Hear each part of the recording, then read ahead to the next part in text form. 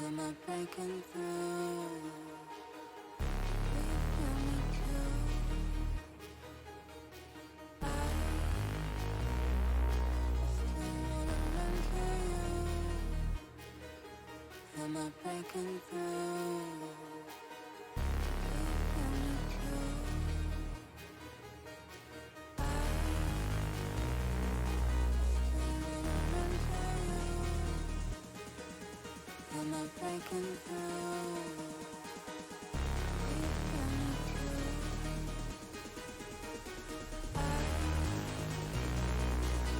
I still wanna run to you. Am I breaking through?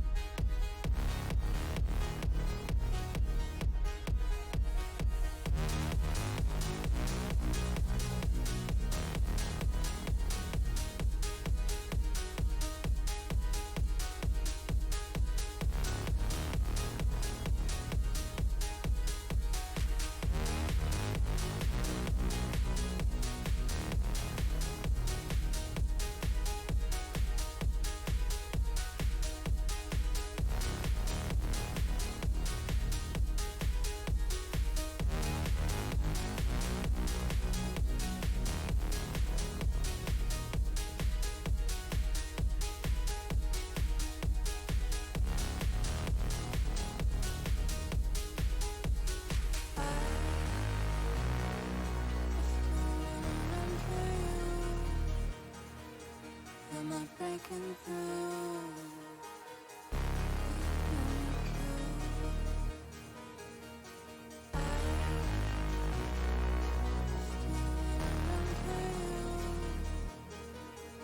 Am I breaking through?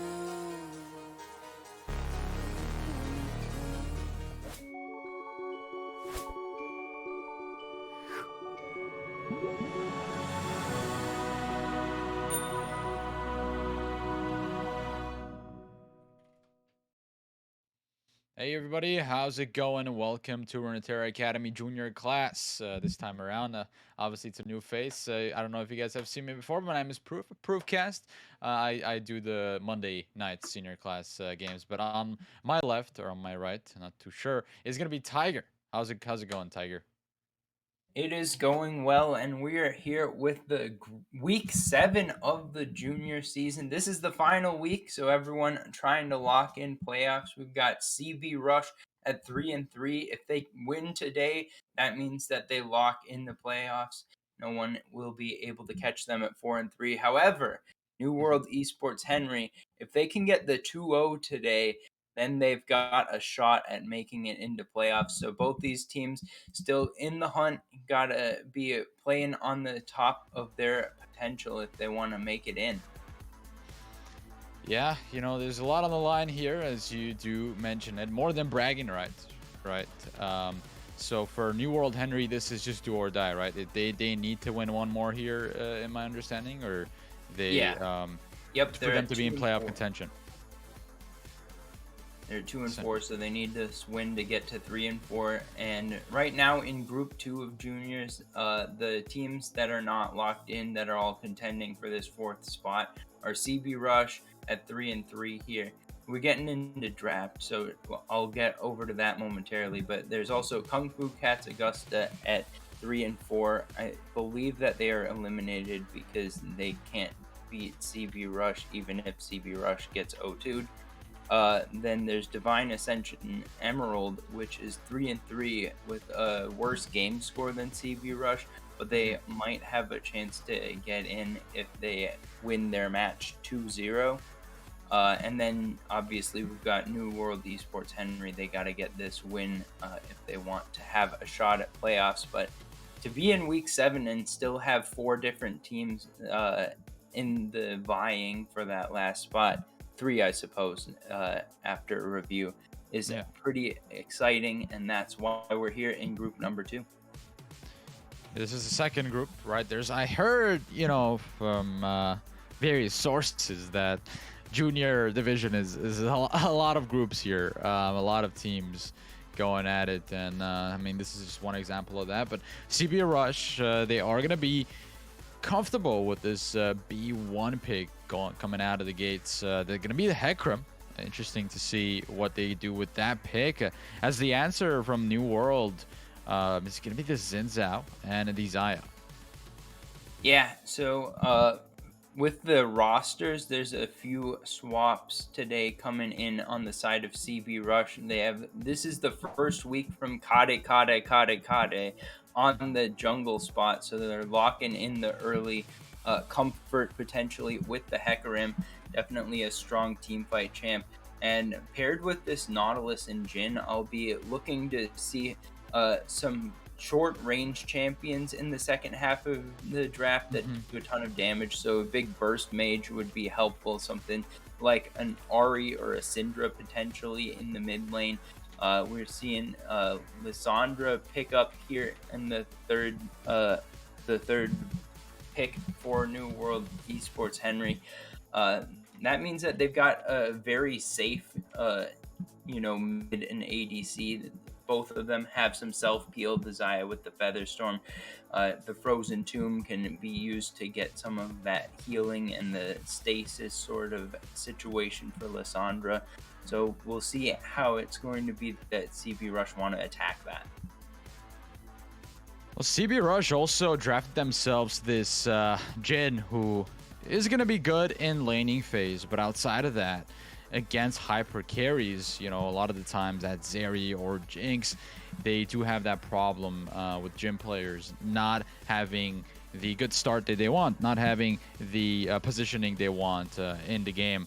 But, into the Zaya, maybe it could be a different story. The Zaya also has a lot of attack speed coming out. So it is kind of reminiscent of those hyper carries, but obviously doesn't do what Zeri does, which is being very, very mobile and hard to catch. So we'll see what happens in that regard. Aatrox going to be, okay, could be this top lane. Obviously, we're seeing a lot of these solo laners drafting themselves a really good champion, like a fighter on the 1v1, and Wukong is going to be the answer to that Aatrox. So for CB Rush, they just need to maintain the laning phase, and in team fights, it looks like they're going to be going all out here with the Nautilus, with the Hecarim, and now they got this Wukong that the ulti essentially is a team fight monster, right? Alone, the Cyclone going into it. Depends on who he's going to knock up, and I think if you have a Wukong, you got to think about a Yasuo here mid lane, but they're just going to go with the Corki.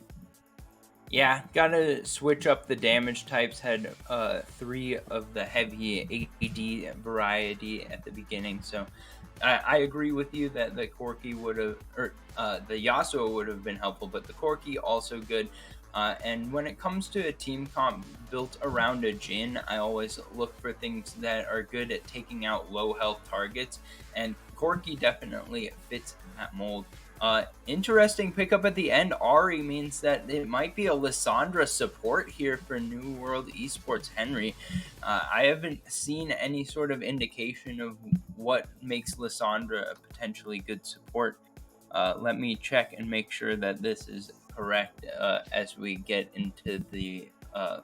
I've seen Ahri supports too here. I wouldn't be surprised if either of these potentially mid laners flex towards that bottom lane and occupy that support slot. But in the meantime, I think it's important to note that Ahri has been good in this patch, has been good in this meta, and it is something to be dealt with if you are going into it. You need to watch out the potentially getting charmed in the mid lane and the roams. So for that 2v2 jungle mid matchup, I think I prefer seeing the Ahri here just because Xin Zhao and that CC is going to be impossible for anybody to get away once the Xin Zhao gets a jump on you, once that charm comes through as well. So for Corki, yes, you have that mobility to get away and play safe under your turret, but your jungle mid matchup into that into New World Henry's comp is not looking that favorable because you don't have a lot of CC. Yeah, that's quite true. Always something to keep in mind, though, is that there is a Nautilus for CB Rush, so they could try to play a style where they rotate the Nautilus around the map. Depending on how they play out the laning phase bot lane, they could just focus within. I mean, Jin, pretty strong carry potential. If you can get him a few kills early, then he really becomes difficult to deal with. And there's a lot of poke on top of it with Corki as well. And if you get the hard engage, you've got the route to follow up. But also, you could just try to get the solo lanes ahead by taking that Nautilus and roaming it around. And I think that both of those are possibilities. And if you're concerned about Corki getting bullied out a little bit early on by this Ahri, it looks like the Ahri's being locked mid. We'll see if they end up swapping it later. But either way, if Corki's being bullied a little bit early, you can always just rotate towards that mid lane and try to help him out. And, it's important also to note that New World Esports, they lost a couple of bans, to say the least here, right? So, or maybe it was just a bug on my end of the spectator, because the way that I saw it is the first 2 bans they didn't have. So they only had 3 bans in total, which one of them was Silas, Camille, and Zeri. So that means that, especially being on the red side, and losing bans, it's going to put you behind a little bit here, because you just don't want to give the enemy their comfort picks going into this game.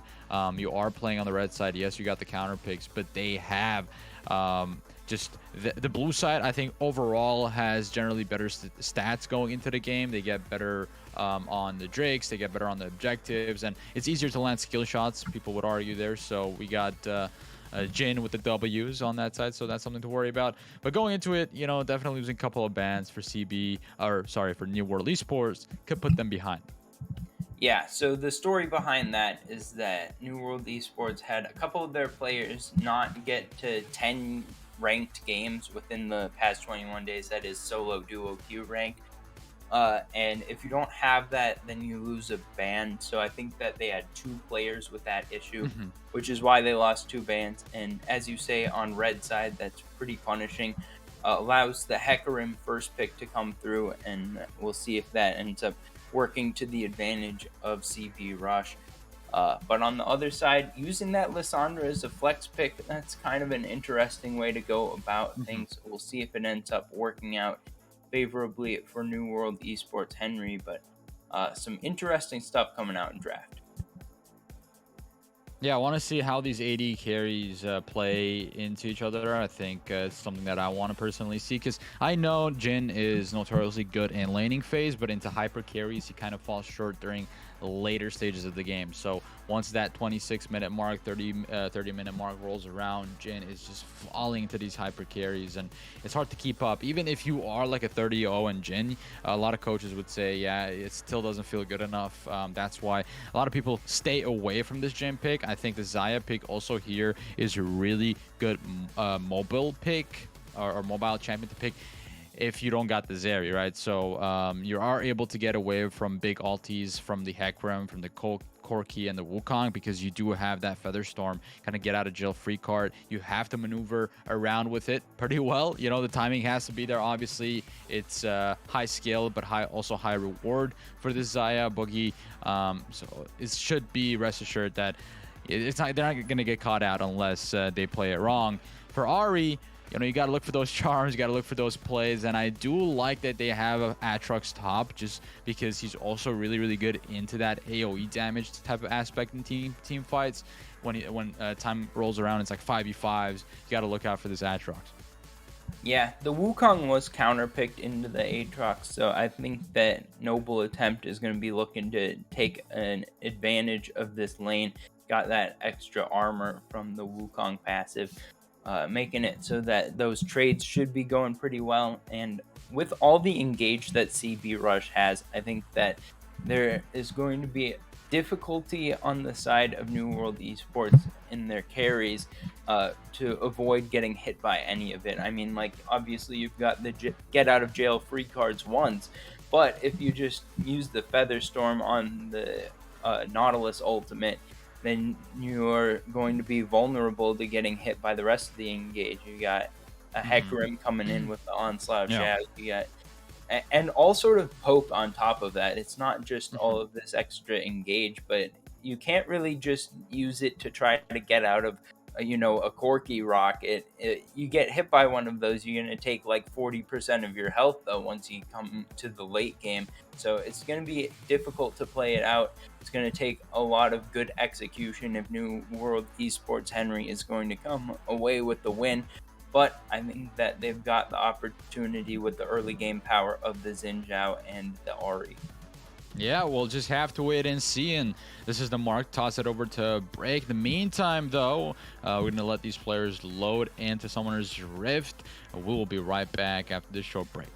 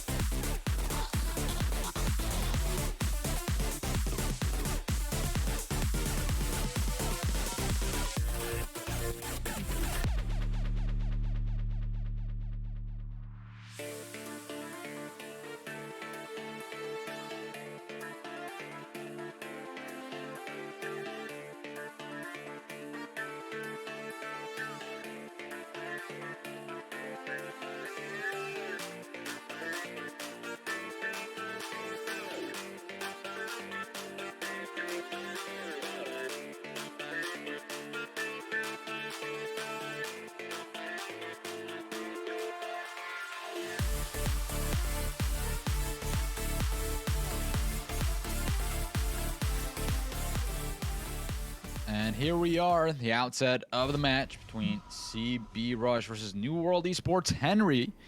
And, we talked a little bit about this shortly before the game started. We were analyzing the draft extensively, right? We did note that this top side is something to watch out for because Wukong picked into the Aatrox is kind of that counter pick that CB Rush have, despite being on the blue side, where you might think, okay, like New Esports, New World Esports Henry are on the red side, so they should intrinsically have the counter picks, but not the way it went for this top lane.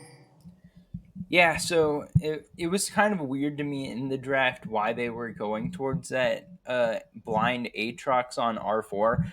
I guess that it makes a little bit more sense when you know that they were flexing the Ahri to, or they were flexing the Lissandra to support so that they could pick Ahri on R5 and not have it get punished, I suppose. But I still think that it's going to cause a situation where it's going to be a difficult lane top, and since the side of New World Esports Henry have very little in the way of frontline for late game team fights, as far as that's concerned, it's going to be important for them to win the early game. So they're going to have a rough matchup, but they still have to win it. So I'm not sure if that's exactly what I'd call optimal, but they've got a lot of route through mid lane, and we'll see if Don't Get Solo Killed actually is able to help out with this Xin Zhao pick. Yeah, we'll see. Just have to wait for that one. And this Lissandra pick going to provide a lot of CC during team fights, but in laning phase, they just need to rely for this Lissandra to go for pokes. And okay, that level 2 all in with the flash. Kind of question mark there. Well, as you can see with the choices of the summoner spells, it's exhaust ignite, and also the runes are electrocute for Karanu's Lissandra, and Boogie is going the Airy Zaya, which tells me that it's likely going to be the lethality build. I feel like I've seen the lethality Zaya a lot more than the crit Zaya as far as it goes. For competitive, Beautiful dredge line on the ball. In the meantime, that is going to be the first blood. However, Dragon Mooncake is going to be the one who picks it up. yeah, well, I mean, that's just the exact punish from the flash that Karanu used earlier. Honestly, Boogie might have been able to save Flash if they just recognized, Karanu's going to get killed here. Might as well just have Karanu body block that dredge line and then just get killed and allow Boogie to hold the Flash, but don't get solo killed. Maybe looking for a counter gank. Dragon Mooncake did burn that Flash there. See if we get any fighting in the river here. Kadek trying to sidestep, but one becomes lightning miss. But here comes the Xin Zhao over the flash. Decides to close that gap, traditionally speaking, with burning the flash. So as now getting him the first kill in the game. That's 1-1 start so far. Both teams are pretty much in this race. However, in the mid lane, we got some action breaking loose. Hunter, all right.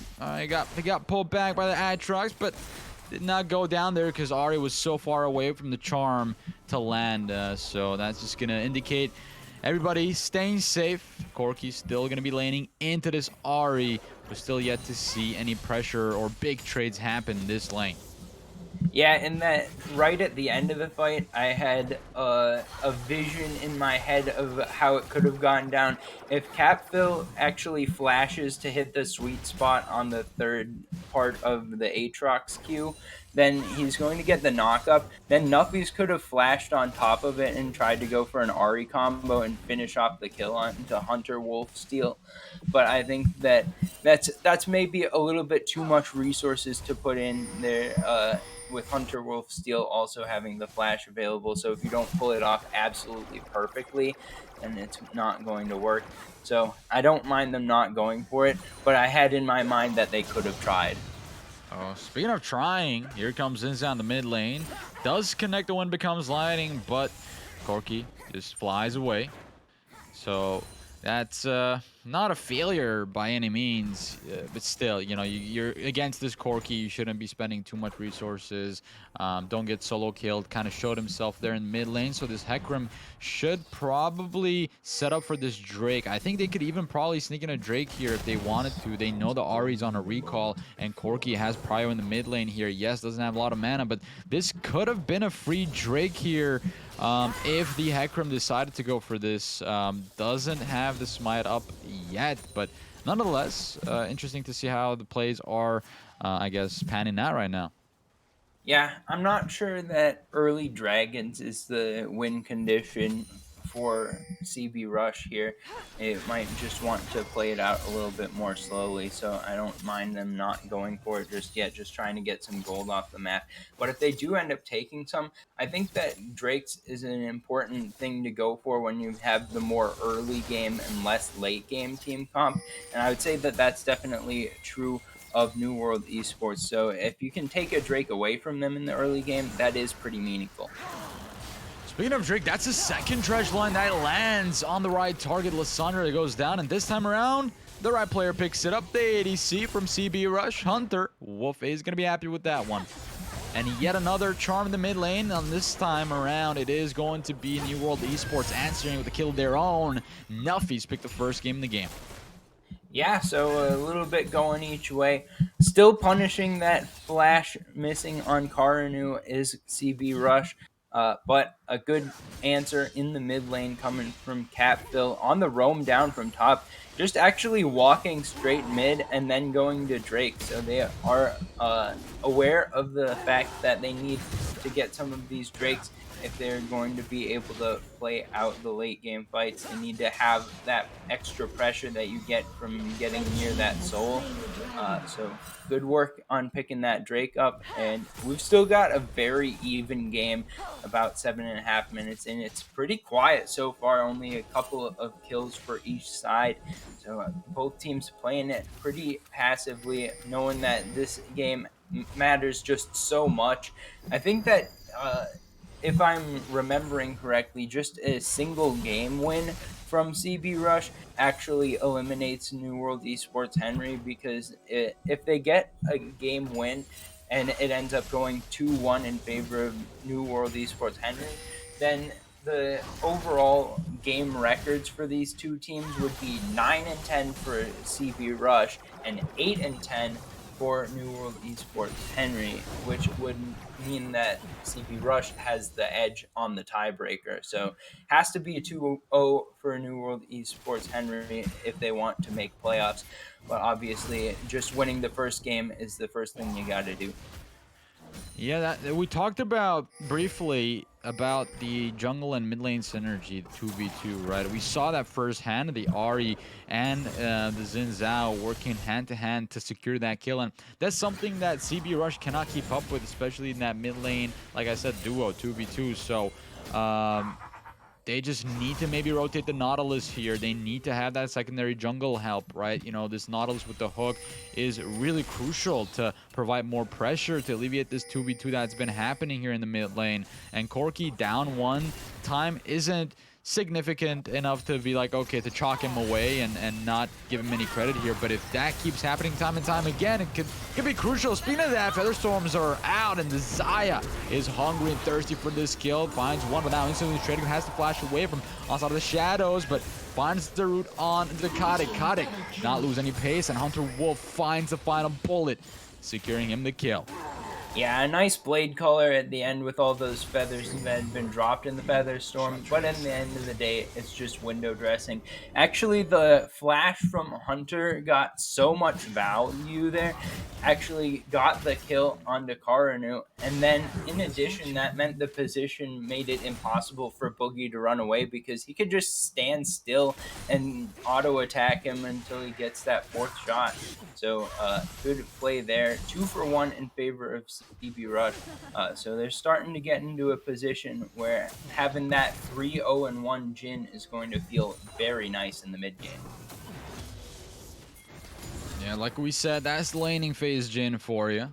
We'll see how long they hold with that performance. Speaking of that, in the mid lane, or in that topside river, fight's gonna break out. It's gonna get ugly here. Nuffies does find the charm, but Dragon goes golden by enough time, and the retaliating kill comes through. Kolka with one, but that's instantly traded. Nuffies looking good, looking great. And now Rutledge in the mid lane on the Corki. The charm on this Ari does not miss. And Carino picks up first kill. But mind you, that's a Lissandra support going into it. Not going to have that much impact. You're looking for mostly those CCs coming out from that champion. Yeah, a great call out at the end of that fight there by the side of New World Esports Henry. They recognize that there's no mana, no rockets left for Rutledge. That means that they can chase him down and actually finish off the kill. So otherwise, I think that 3v3 looks a little bit different. But 2 for 1 in favor of New World Esports. Going to feel pretty solid, especially getting a couple of those kills onto Nuffies, who has interestingly gone for a Leandries here. Oh, speaking of that, curtain call into Dredge line and secure them the kill onto that Xayah. Xayah is dead now, leaving 2 in the bot lane from the side of New World Esports. They're just faltering here, one after the other. Biting the dust, but that's a huge amount of damage coming through. Wind becomes lightning. It's just not enough to keep up with Hunter Wolf. He has had his fair share of damage in this game with 5 kills and 500 gold bounty in his head. He's looking to streamroll his way into the late game. Yeah, now we're going to see why the Wukong gets picked into the Aatrox, I think.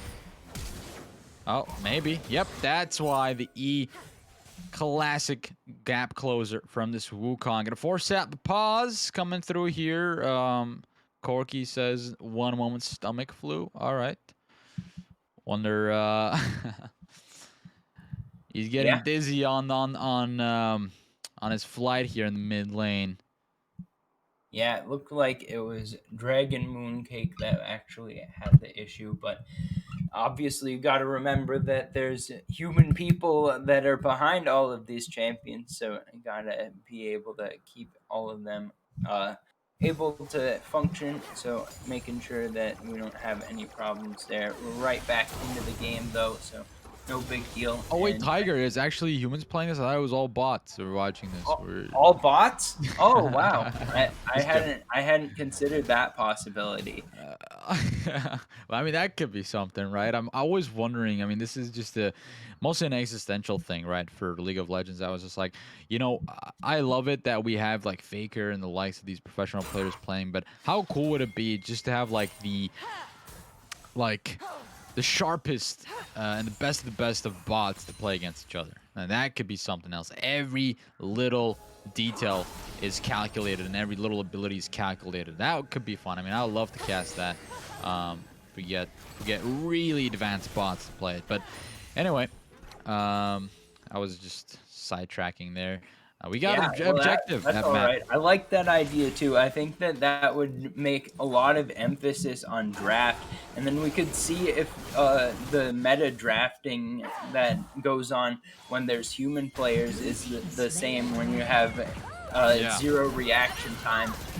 Exactly.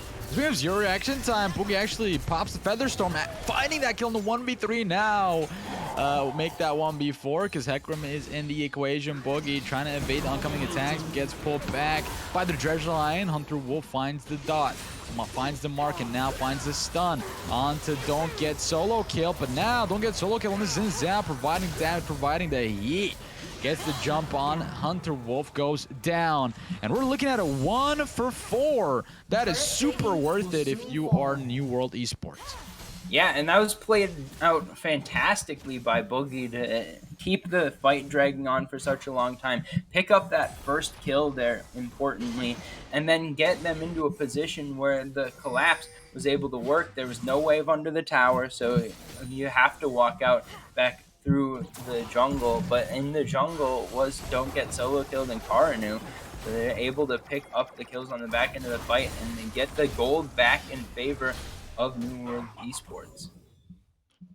Now New World Esports just have to keep this lead, have to keep this pace up. They got gold bounties on 2 players already, so that's a good indication of where they're at in this game. Currently, you see Curino making his way over the top side. Cyclone and Flash used by the Wukong, but that's an aggressive back in.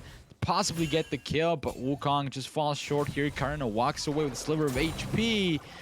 And the Atrox is there to just AFK farm in the meantime, get some pressure off of him. Because the monkey's been putting up here in top lane. Yeah, I really like what I've seen so far from NWH. They've been playing very aggressively around the map, as now Dragon Mooncake is in pretty deep. Oh yeah, it's not where you want to be, so he has to burn the flash now. Onslaught of the Shadows comes through, maybe to pick up the kill here would be nice for CP Rush, as they need some tally up, get them back in this game. And now Curtain Call opens up. Zaya's quick on the feet, quick as a rabbit, so none of those are gonna hit. And we're gonna might get a stagnated game here with both teams pretty much in the race. They are in it. They are losing bit advantages on one side of the map, but gaining elsewhere.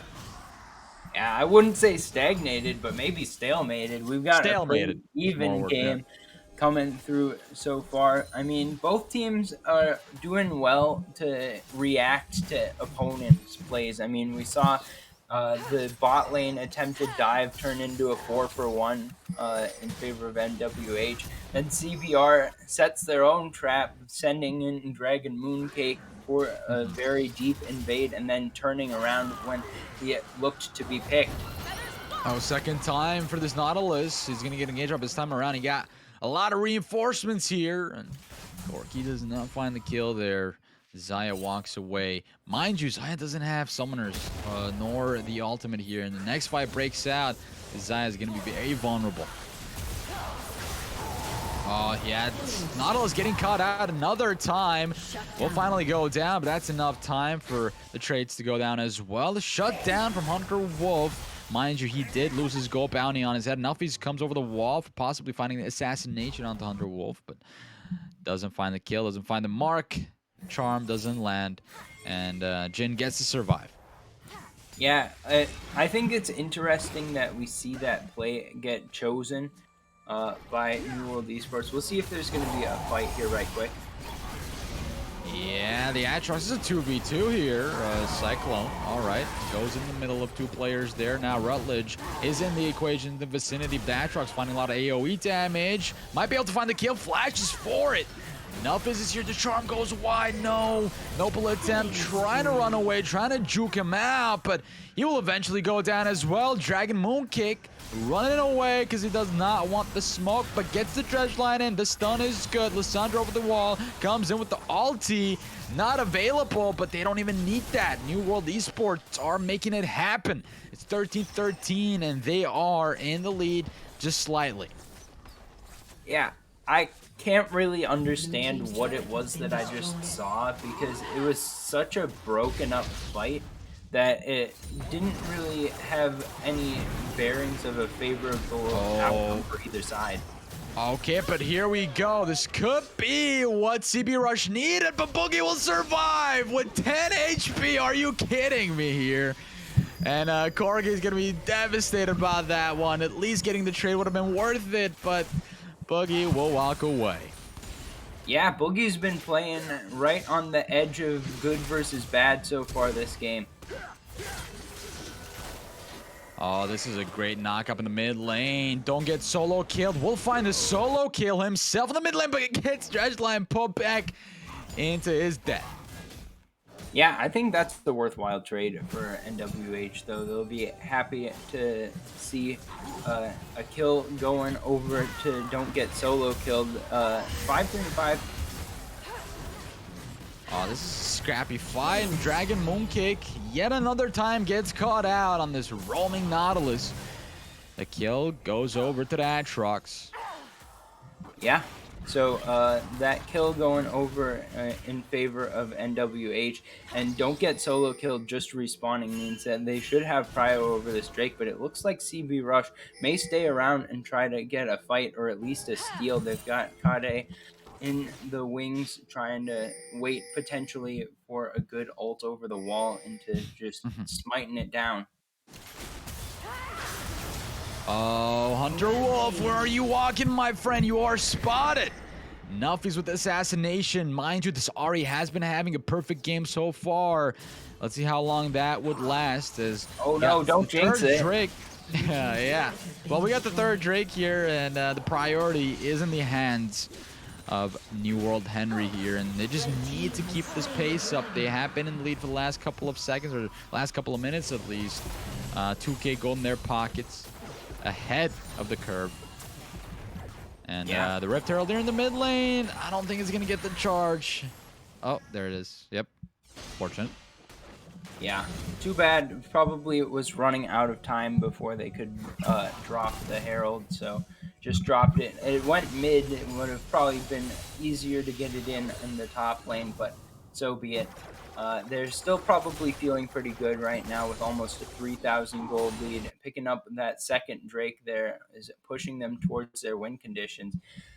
But I wanted to call out the fact that in the fight around the Drake pit when Hunter got picked, the thing that happened was he walked on a ward right next to the red buff, and immediately it was just a roam in from Karanu and Nuffies into the bot side jungle, and then they're able to set up the kill. So that ward actually got them the pick, and the lack of vision around their own jungle caused the problems for CB Rush. So good vision play there, really setting up that kill into an objective take. Yeah, we'll see. Oh, on this 1v1 again. Noble attempt. That's a noble attempt there. I mean, he went for it. He did not get the kill, but Just a slap on the wrist for both these champions. The side lane. In the meantime, rotations coming through here. And the Baron is on the map. So when you do die and you are a crucial member, you are a VIP on either of these teams, that's going to mean instant Baron take for the other team. So we'll see with the 400 gold bounty on this Ari. She still needs to play it safe. You don't want to get caught out where you do not have vision, you do not have intel on where the enemies are. And the Aatrox in the bot lane still side laning here, but it's going to get collapsed on. The roam coming through. It's not the onslaught of the shadows, though. It comes out a little bit tad late. It's still getting very close. Going to come down to the wire, but the shot down is there. Hecarim finds the kill. Rutledge now in the 1v2. It's going to be a dead Corki. Really not having a lot of impact here on this champion side of CB Rush. And this is instant Baron. We called it right here. But guess what? Dragon Mooncake finding a diversion here, drawing a lot of members onto him. Meanwhile, though, the Zin's now going to be left alone to die. And Hunter Wolf finds the kill, finds the stun here. Featherstorm, the retaliating kill. Finds the root, but not much else. Gets that first kill, though, in this fight. Instantly straight, a boogie goes down. Enough, he just has to play itself, has to play it close to the chest. And he does find the trade at the end of the day. That is going to be a 4-3 in favor of CP Rush, nonetheless. But here comes his charm. The Ari is looking good. Yeah, so a pretty good team fight there from CB Rush, actually drawing all of that attention. Dragon Mooncake set it up a possible pick onto Don't Get Solo killed, and he kind of got soloed out there and ended up falling at the beginning of the fight, but well played right at the end of the fight by Nuffies to kind of equalize some of the gold going back and forth. I think still favorable from CB Rush's point of view, but not as much so as it would have been if they could have avoided getting picked off at the end.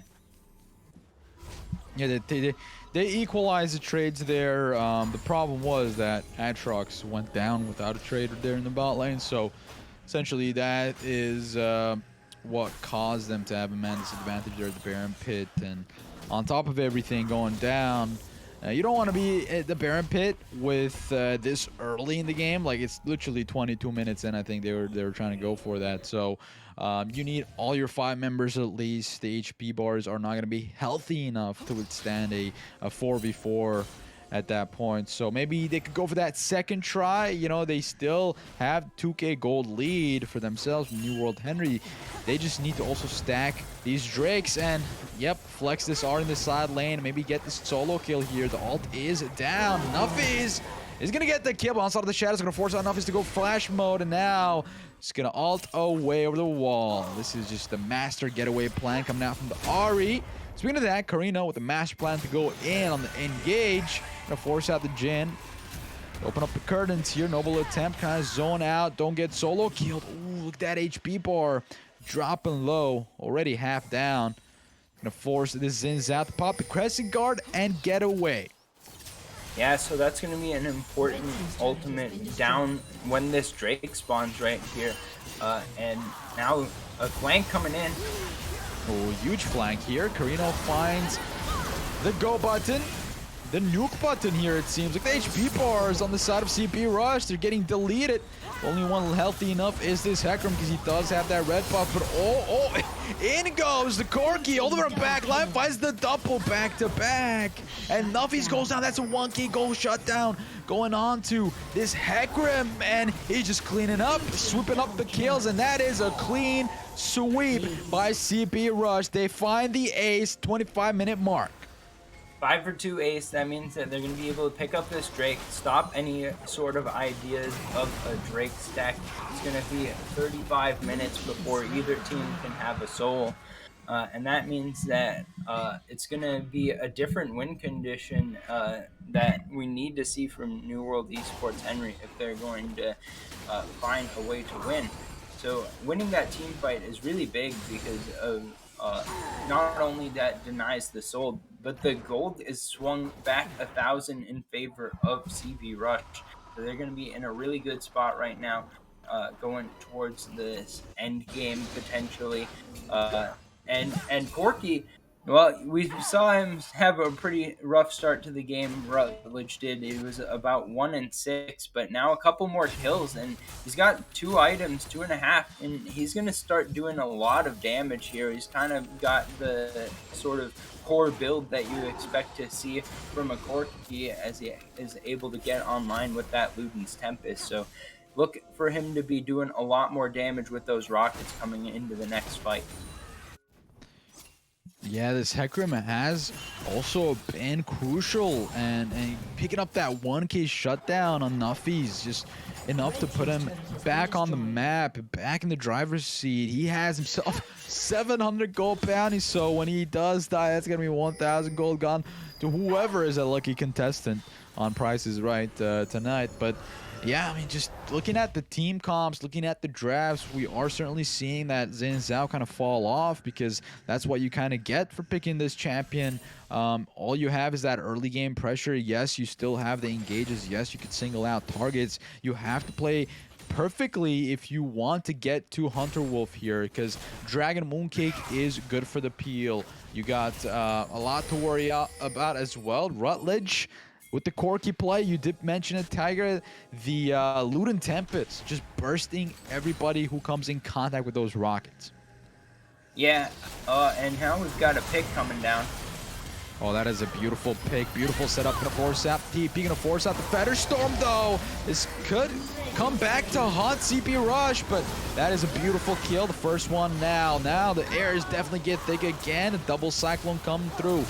Noble now finding the kill. The retaliation kill is there. Lissandra fighting the comeback here, but look at the Hecarim. Still living in the middle of that team fight there. Carino has to get away with the W, but Kadek is there with the ghost, with the speed, smites out for the kill.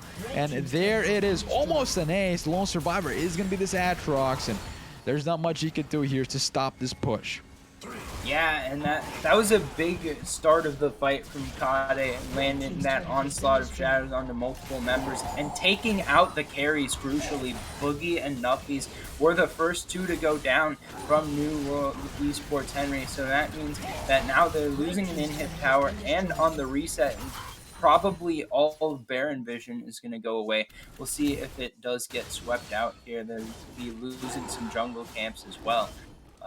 But now 5,000 gold advantage for CB Rush, and they're in position where it's going to be very difficult to take a winning fight at this point in the game without just getting an absolute pick if you are New World Esports Henry. So we'll see if they're going to be able to find some ways back into the game, but it's not looking good for them right now. Yeah, they were pretty much in the lead, right, up to that one fight. So, when I'm talking about the lead, it's not like they were, like, up, like, 5K, 4K. It was, like, 2K, right? So, it's not even much to compartmentalize them as, like, okay, you know what? They're the clear winners here. They are miles ahead of the opponents. But, no, they weren't. So, it's always going to come down to those team fights. It was going to come down to whoever got the ace. And the ace was in the hands of CB Rush. That Corki play, making it happen out of nowhere. I mean, it surprised me, right? I mean, I thought that once this Corki starts dying too many times, essentially he's going to be ruled out of the game. We're seeing, even in LCK, right? If this Corki is 1-0, 1-2, even sometimes a 0-3, they're still able to play like nothing has ever happened. You know, there's that doomsday situation for New World Henry. Now they have to be able to not only answer the Hecarim, but also answer this Jan, this Corki, who, yes, they are killing him in team fights, but they end up paying so much for it, and a lot of members are down because of it. Yeah, we'll see how this package ends up getting used to set up this next Drake coming up in about 5 seconds here. I don't know if you can contest if you're NWH. They should probably just leave this alone, but I don't know that they're going to. It's going to get bursted down pretty fast, and it's going to have to be a decision coming in quick here. Oh, this is going to be the one, and actually the decision has been to just engage and go for the best. They are 5K gold down. Speaking of gold, Karina goes golden to find some peel, some damage, some time. That's not going to be the case. Hunter Wolf, double-digit kills on this Jhin so far, and CB Rush now are miles ahead. Yeah, and if it wasn't doomed before, it's pretty doomed now. I mean, this is going to be Baron going over. Mid lane inhib is already exposed, so I think that by the end of this Baron play, it's going to be at least 2 inhibs down, if not the entire base.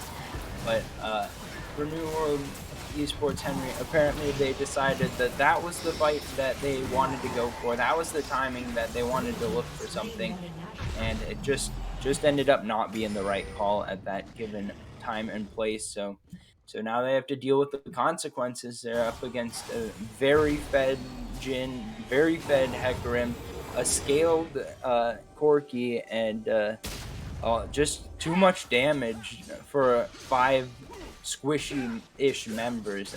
I would say at this point, everyone on the side of New World Esports Henry is pretty squishy if they've got the Jin poke and Corki poke coming on top of them. See what else comes of that. But so far, you know, CB Rush are in the driver's seat of this bear, and they're gonna have nice push here in the mid lane, maybe even down that inhibitor that has been standing ever since they got the inhibitor turret, and they made a good call only to go for that inhib when they have the Baron. And Carino looking for Ooh, that's a lot of flank damage. angle. Yeah, outside of the shadows, and the smite gonna force Carino to ult on himself here, but I don't think they're gonna get out of this one alive. Carino just goes down, and yep, that's just unfortunate. The support is down now. Crescent guard for don't get soul kill, just gonna get pulled back.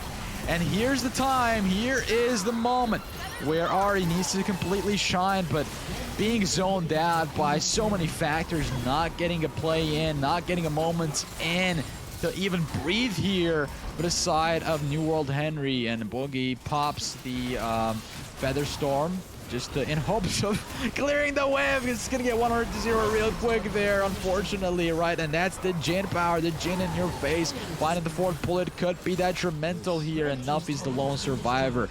Hugging the fountain at this point in time, praying that they don't go down, and the Nexus is just shattered to pieces here, and there is the first win in the series for CB Rush.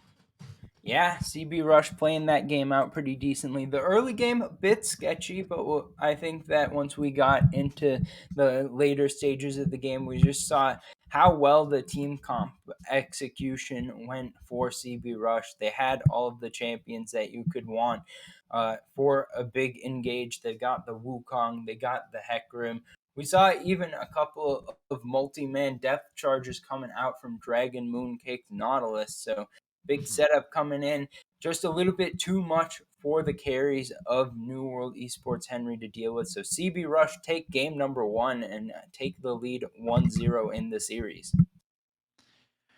Yeah, it's just unfortunate, right, for CB Rush, the tiebreaker that you pointed out. I mean, not for CB Rush, sorry, New World Henry. They needed to clean up 2-0 here, right? So they're going to come down short. Losing the first one in this series could potentially set them back mentally as well, but we'll just have to wait and see. Maybe they could get back and in full swing. Maybe they could find 2-1 they've been looking for. So we'll see what happens. But CB Rush are definitely ecstatic about that one. They find the comeback. They find the plays. I think it's just when you look at the VODs, when you replay this one back, it comes down to just one play. It comes down to that Corky play. It comes down to that 1K shutdown on Nuffies. The Hecarim was just miles ahead of anybody else on that game. The Corky's still finding damage, and we saw how much damage you could do on the Lissandra with the full combo, just a couple of rockets hitting, and Lissandra was almost dead, right? Half foot in the grave. But anyway, with that said, ladies and gentlemen, we're going to take a short break. We'll be right back with the second game on the docket between CB Rush versus New World Esports Henry. Stay tuned. All right.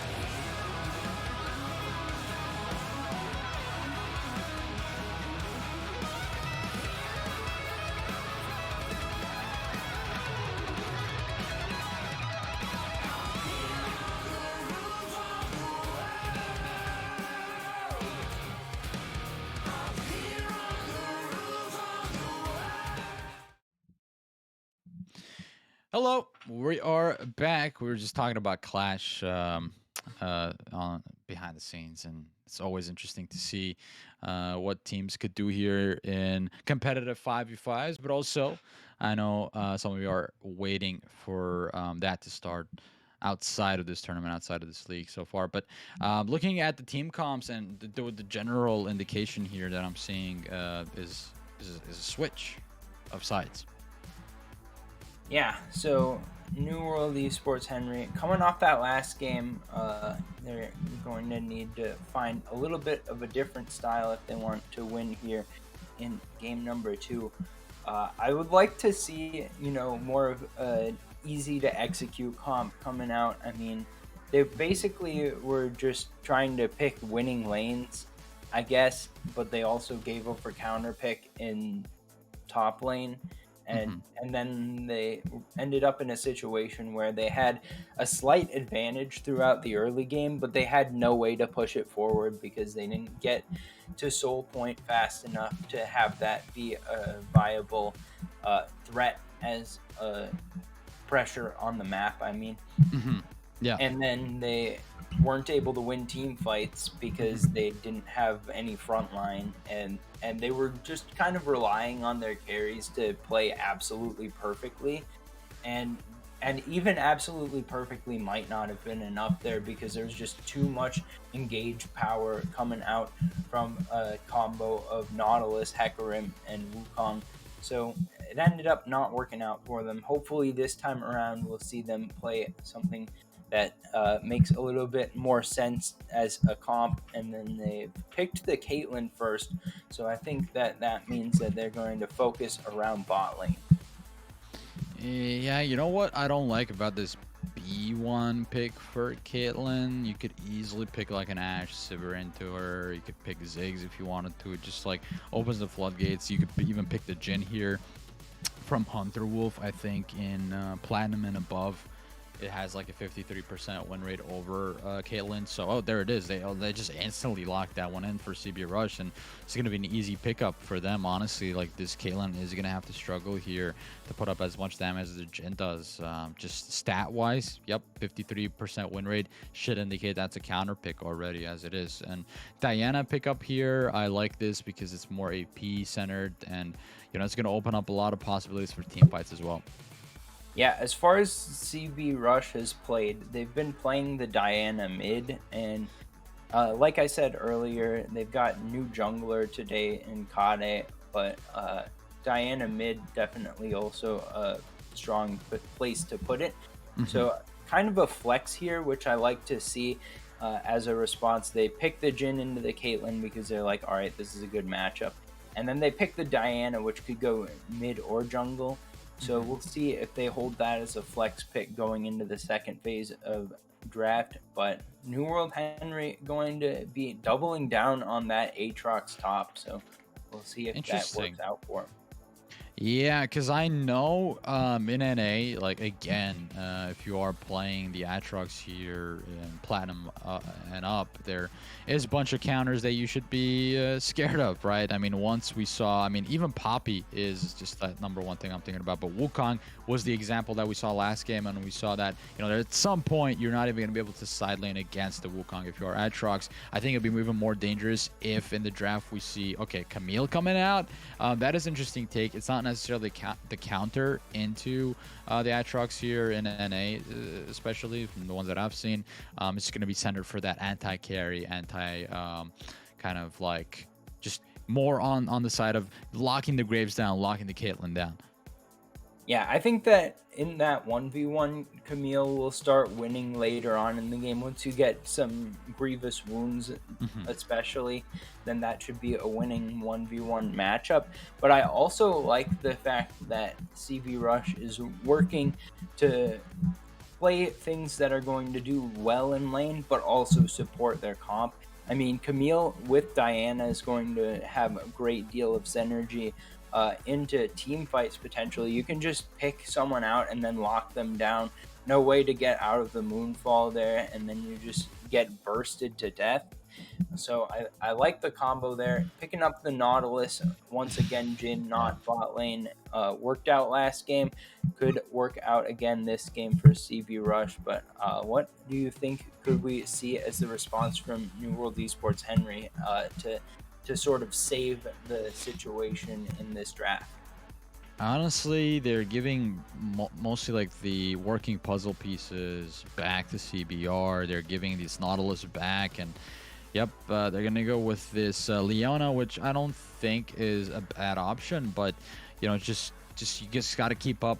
You both got to roam here for the supports. They got to go mid lane. I think mostly for New World Henry, their mid lane 2v2 was the problem, in my opinion. Or no, it was what was working for them. So they just need to make that again. Something they could work towards is having the CC and having a jungle that works well. And I think Veigar and Graves, that's really cool. That's a really cool combo here. Into the Diana, and let's see what they go for here. Should be an assassin coming out, because once you see that Veigar and you're on the red team, you're just like, okay, you know what? That's an easy laning phase for me. If I'm the Zed, if I'm the Echo, I mean, they could Play possibly Fizz. go. Lock in the Fizz. They're gonna go Silas. All right, I see it. I see why Silas was picked. He wants to always go for those trades early on. You don't want to be passive here with Silas, or else you lose lane for sure. I want to see how this matchup goes, but that's the guaranteed CC they needed here to lock in on that 2v2 with Diana and Silas. So I think Graves and Veigar is going to be coming down to the wire here when they do meet on that 2v2. But besides that, though, if you were predicting, man, here, Tiger, which team are you going to be putting your channel points on? Because we did see New World Henry struggle a little bit last game, even when they were ahead. Yes, it was. You could chalk that up to their team comp because it didn't have a lot of goals, you know, things that they could do with it. And this time around, I mean, yes, they have that team fight. They have that Veigar for Event Horizon. I'm slightly favoring them here, surprisingly. I just like this team comp a little bit better, but I'm not a fan of that B1 Caitlyn pick. I'd be with you on the team fight power of New World Esports Henry if they still had that Xin Zhao that they had in the jungle. I think Graves kind of takes some of the fangs out of the engage. I mean, they've got the replacement with Karanu picking up the Leona, but I think that they needed more than just replacing what engage that they had from last game, and they needed to like add to it and keep what they already had. So having the Leona here is not going to be enough, I don't think, especially to lock down, you know, like a Jhin, Camille. Both of those are going to be able to be pretty effective despite Leona trying to do stuff. I think that just Jhin is going to be doing things from too far away, which is why I say that. It's not like Jhin can, you know, get out of Leona's stuff any better than any other champion. But I think that you don't have to get out of Leona's combos if you are just standing far enough away that she can't hit you. So I think that that's going to make it a little bit difficult to play out here. But I do think that if Don't Get Solo Killed gets time to scale up, if Nuffies gets time to scale up, then these Graves and Veigar are going to do a lot of damage in the late game. Yeah, the Veigar is what they're banking here for. Just like last game, we saw New World Henry bank on the Ahri, right? Like, to do all the plays. I think Veigar, if they play like they played last game, at least the player here, as you guys are saying, his name is Nuffies. So if they do perform on this Veigar like they performed in Ahri, it's definitely going to be something to watch out for, as it's going to be that ticking time bomb that Veigar late scale AP champ. You know, it's hard to keep up, and especially on the side of CB Rush, they have a bunch of good targets for the ulti here to just delete him, right? The only tanky members is gonna be this Camille here with some more HP, and the Nautilus, obviously, right? So the Jhin, Silas, Diana, they have to be careful. Yes, Silas has that heal, but if Nuffies gets ahead, we're looking at a late game comp coming out very, very strong with the Caitlyn, with the Graves. The Aatrox is going to be whatever, right? But the only concern that I have for New World Henry is the fact that this is a Leona, right? Not going to be able to peel for the VIPs. Instead, it's going to be in the front line. So in that sense, the Caitlyn does make for a good self-peel champ because you got those E's to get away, and possibly we're gonna see the Gale Force build coming out, but it's just too much to be able to protect your VIPs. Graves is not that tanky enough. Yes, maybe Immortal Shibo will make him tanky, but you got Caitlyn, you got Graves, you got Atrox, who is not a frontliner himself. Besides Leona, they just need they just need something else. I don't know. It's just like that their team comp with this Graves is making them a little bit more glass cannon, in my opinion.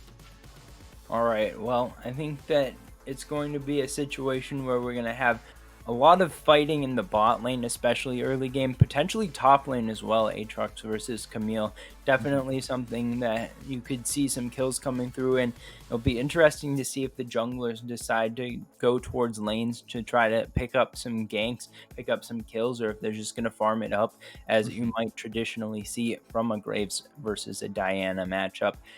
But once we get into the late game, I think that the team fights should be at least a little bit closer this game than we saw last game, unless we have like a massive gold disparity by the late game stages. But it should be a pretty exciting one. So I think that this game hopefully will be a good way to, if we end up rounding out the series with a 2-0, this would be a better game, or else we get the exciting game number 3. Yeah, and it's going to be a skill matchup here in the solo lane. So that's a lot different than last game. And with New World Esports losing 2 bans here, you know, they just need to be able to perform in this game. And they have a better chance because, like, when we're just going to be looking at the math here, Atrox into the Camille, it's going to come down to the skill matchup. Veigar into the Sylas. It's slightly Veigar favor if the game goes long enough. And it's, again, in the solo lanes skill matchup. The only thing concerning for New World Esports is that bot lane, so I'm gonna be having to look at that lane a little bit closer when we come back after this break. Yep, you know, it's do or die for New World Esports. Let's see if CP Rush are able to walk out with a clean 2-0, or New World Esports have other plans in mind. Stay tuned after this break.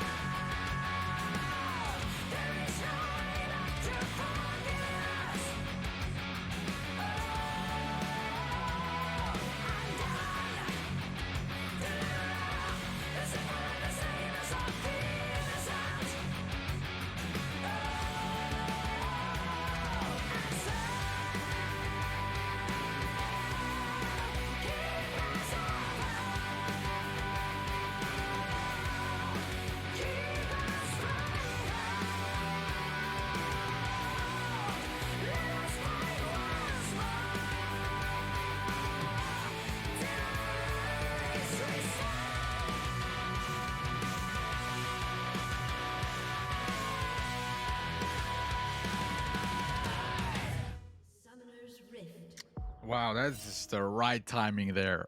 We didn't even have to say welcome. The voice did it for us. With 30 that said, seconds until though, minions there are spawn. some things that we need to be careful here for this game for both teams. Just start from the top side, the Atrox into the Camille, what we're gonna expect there, and then going for that 2v2 matchup between the mid and jungle here. Tiger, take it away. Yeah, so I think that looking at that top lane, like you said, I think that the Camille answer also works out well. We saw the Wukong last game, and I think that the Wukong's Minions have slamming it spawned. harder potentially, but I think that Camille with the hook shot should be able to get out from the infernal chains and come back around and do some more damage. So that kind of allows the opening of potentially a split push here as well from CB Rush. So I'll be interested to see later on in the game if they're going to stick with going for the 5v5s, I should say, or if they're going to put Noble Attempt in a side lane and then have him TP in to try to make plays if they come to a situation where they need to fight. It's just last game was just one fight that separated these two teams, and unfortunately, for New World Henry, Esports Henry, they fell a little bit short on that, and they let the Corki just do everything there in the Heck Run. But this time around, they probably are well aware that it's gonna come down to the wire, and they should be better prepared to take on those 5v5s. So, last game we didn't have a very active early game, so I always hope that we're going to see a lot of action early on in the game, but I think that we may get another quiet one here. Early action. Nuffy's taking a bad beating here in the mid lane. Rutledge. All right, that's the aggressive Silas that I talked about. You always want to be going for the trades, and he goes in for more. This could be the first blood here. Nuffy's going to have to flash to stay alive. And Noble at 10 with a hook shot is good for that trade. Goes back in, and we were talking about that early game shenanigans, and we're seeing the Silas is pretty dangerous here, but he already burned his ignite, and he got the flash from Nuffy. So possible gank, I don't know. Could be nice here in the mid lane if we saw the Graves rotating there. Yeah, I do think that it's going to be a little bit more difficult to gank. Now we're seeing the rotate up from Karanu, which definitely helps lock down. But I think that Graves not the best in the early ganks. Rutledge seems to be alright to just take some damage here. Probably going to reset pretty soon anyways. And always has the opportunity to get that extra health back with the Kingslayer. But I think that getting another quiet early game, not as exciting as getting a ton of fights, but both of these teams seem pretty comfortable with waiting until level 6s to get a lot of those big fights. Rutledge goes in.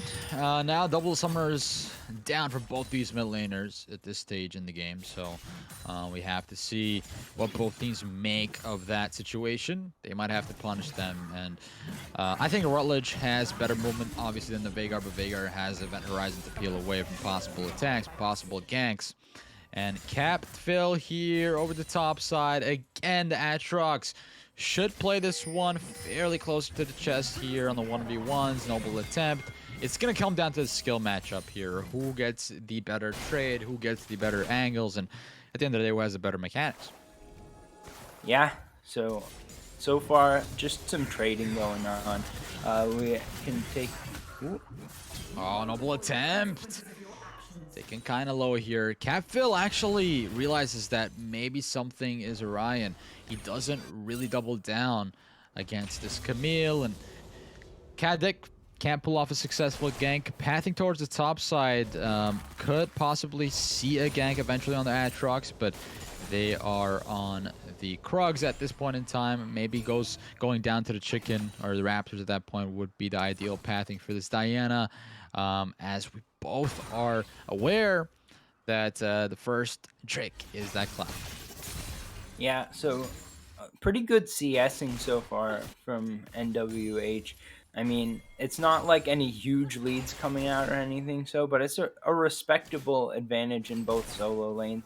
Even in the bot lane, picking up some CS advantages. That's a good way to start out the game.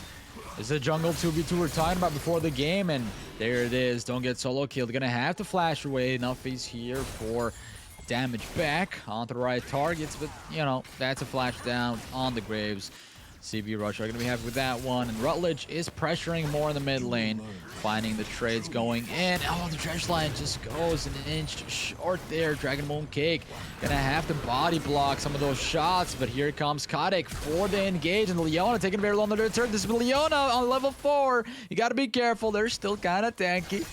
Boogie tried to find the kill there. Burned the exhaust. That team fight, or that scrappy fight. Still has a flash, though. But yeah, and so here we see doesn't have the flash. We see the difficulty with playing carry jungler before you get any setup for the gank. Now we got another gank. Yeah, not looking too good for the Veigar, and eventually they are going to get first blooded. Rutledge finding that solo kill in the mid lane. Nicely done. Noble attempts gonna get collapsed on here. Don't get solo kill. Is only level 4 though. Captiville just needs to get in range to pull back the Camille, but it's not gonna be the case.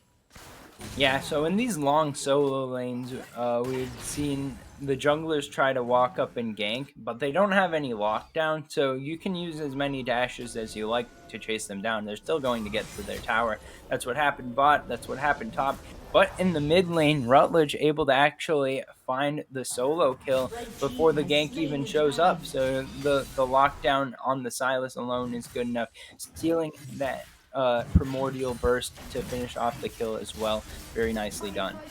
Oh, Noble attempt might get a good kill here. Level ahead. Does have Hextech ultimatum, throws it down. Capta pops the ulti here. Can Noble attempt do it? I think it's looking good. Capta goes flashless into the turret. Noble attempt trades the flash for flash and finds the kill at the end of the day. Yeah, solo kills coming in both solo lanes for CB Rush as they take slight lead. They also picked up that first Drake, so they're going to be in a good position going into the mid game. I think that they have a lot less late game advantage. Oh no. No flash from Capville, so Noble attempt's going to be all right. So, but Captain could have eat and Q'd there. I'm not really too sure if he really didn't want it to take that trade. Understanding that Noble attempt still has the hook shots to get away. Maybe that was the case. Whatever the case, no kills going down there in the top lane for the moment. But I think that we're in a situation where the late game advantage back on NWH's side this time around. Great angle for CB Rush to find the kills, but Veigar bursts down completely, but the bullet does find him at the end of the day. Dragon Moon Kick. Ace in the hole was not the one ability that downed it. Rather, it was this Graves, the burn. The red buff. Don't get solo killed. Finds the first game of the game. And 2-3 scoreline right now. CB Rush are ahead on kills, but they are slightly behind on gold. Yeah, in that particular area was a 2-for-1. Now we're seeing a lot more fighting this time around in the early game than we saw last game. I think that not a lot of lethality on these fights, but they just keep going at each other, and it's been pretty good to see a lot of deep trades, just trying to look for angles to finish off kills here. Both sides want to make sure that they got that opportunity. Oh, Hunter Wolf walked to get an auto off into the double. You're going to force Boogie to flash away. Kotick comes in heavy. And that is a Caitlyn flashless now. Maybe the repeat gank could secure them the kill. And speaking of that, CBR Rutledge goes in the mid lane on 1v1. Nuffies has to be careful, has to not get burst down. Hijack is not available for the Sylas yet. We don't know what ult he's going to steal, but ideally I would like to see the Caitlyn ult or the Graves ult here on the 1v1 if you do not have the Primordial Burst available. Yeah, you want Rutledge to pick up a gun, eh? You gotta be shooting down the enemy champions, but now the roam coming in. Ooh, the chains are good too. It's gonna force out Dredge line. The kill is just as easy as 1, 2, 3 there. So this Sylas is very sharp now, as well as this bot lane. The Jhin is making some plays happen, so he hasn't faltered yet. That should be concerning because Caitlyn only has a window of time to make things happen with the Leona here in the laning phase. Yeah, but Jin can play pretty safe. He got pretty long range on some of the wave clear. You can at least pick up the cannon if you are forced to stand back from the wave. But I think that getting that roam out of the Nautilus is exactly the type of play that I like to see. CB Rush getting more work done here in the early game. Still pretty even on the gold, but they're starting to try to slot some of that objective power onto their team. They've got the first Drake. Next one coming up in a minute. They should be able to have prio for this with their bot lane being ahead. Yeah, Nuffy's just hasn't had the best time on this Veigar, but granted it is that early game here, so this is what we expected with this type of pick and this type of draft, right? Against the Sylas, who is notoriously known to be that early game champion, heavy with the trades, and Veigar just has the short end of the stick now. But mind you, CB Rush could... looking at the amount of vision they have in the bot side, just indicating to me that in 30 seconds they do want to get this Drake. We're just going to stack up to the second Drake that they're going to have, but don't get solo killed. Has enough time to clear out the vision, and we'll see a potential fight breaking out here at the bot side objective. Yeah, a lot of vision clearing coming through from NWH, but they can't clear the Scuttle Crab. It's about to go away naturally, but it is allowing CB Rush to have the knowledge that they're going to be contested if they want to take this. Now we got the Rift Herald being summoned up as well. Early ultis coming through here. Moonfall, Rune Rush combo is beautiful ulti here from the Diana, from the Jhin, and now Rutledge goes in. Fearless has to buy more time for the team to catch up, but he is instantly burst down here. Primordial burst already used on this. Veigar is getting burnt down. We'll go just 6 feet under there. Dragon Mooncall will flash away. Good for her now. The root comes through. Hunter Wolf in a bit of a mix here. Headed for the rocks. Shutdown comes down as well. Cap Phil finds the kill, which is really, really good for this Aatrox. Puts them on the map. Noble attempt, has the leash, has the pull on this Drake as Graves is in the vicinity. I don't know if he'll make it there on time. It's 2,000 HP on this Drake. It's a reset there, but yeah. The Diana is there, the Camilla is there. They just have to get that. And for CB Rush, they are looking towards that Hex Gates Soul, which ideally is one of the best ones in the game. Yeah, probably the best. It adds so much more poke. We saw the Corki last game doing a ton of poke damage later on in the game, but they don't have something like that this time around. That was kind of a neat double Everfrost interaction that we saw there. But now Boogie's in trouble. Oh, can you do the boogie out of this one, Caitlyn? I don't think so, but does get the E. Dragon Mooncake is there with the knockup. This one was super close for comfort. Hunter Wolf gonna be happy with that one as Dragon Mooncake saved his ass there. And Noble attempt now on the possible 2v1 with the help of the roam from Kadek. And Kadek, you know, he does have that Rune Rush, the Moonfall combo on the Diana. You cannot disrespect that. Yeah, I think that it was Hunter Wolf trying to get the... Oh, Rutledge yeah. Look, too close for comfort. Nuffy's flashes for the kill. One in the bag for now. This Veigar seeing a nice resurgence at the game. 3 kills, 150 gold bounty, and this is getting a little dicey. Yeah, good flash into Q to be able to secure the kill, but now he may be countered. Oh, great attempt there, but reinforcements are here. Veigar just needs to get away here with the skin of his teeth, and they do! The Leona, the Peel God. Now they do find back-to-back kills in the mid lane. This is sensational stuff from them, and this is what they exactly needed beside of New World Esports. Yeah, where's Sun praising when you need him? He has got this great opportunity to say Sun stronger than Moon with the Leona killing off the Diana, but he's not here. Oh well, it's an unfortunate end. But still, good play there coming out from New World Esports Henry. They're kind of in a position where they've got this gold lead right now of 2,000. They have the tools to continue pushing it forward, but they're also behind on a couple of Drakes. So the next Drake fight is going to be really big because Hextech Soul is a very powerful buff to have on your team for the entire end of the game. So if they end up giving that over, then I still favor CB Rush. But otherwise, I think that New World Esports Henry is in a pretty good spot right now. Oh, speaking of a good spot, Rutledge is not in a good spot. Gonna get caught out there and collapsed on. And Nutfies finds the 4th kill. This Veigar is looking deadly. Yeah, I think that starting to scale up 4-4-4.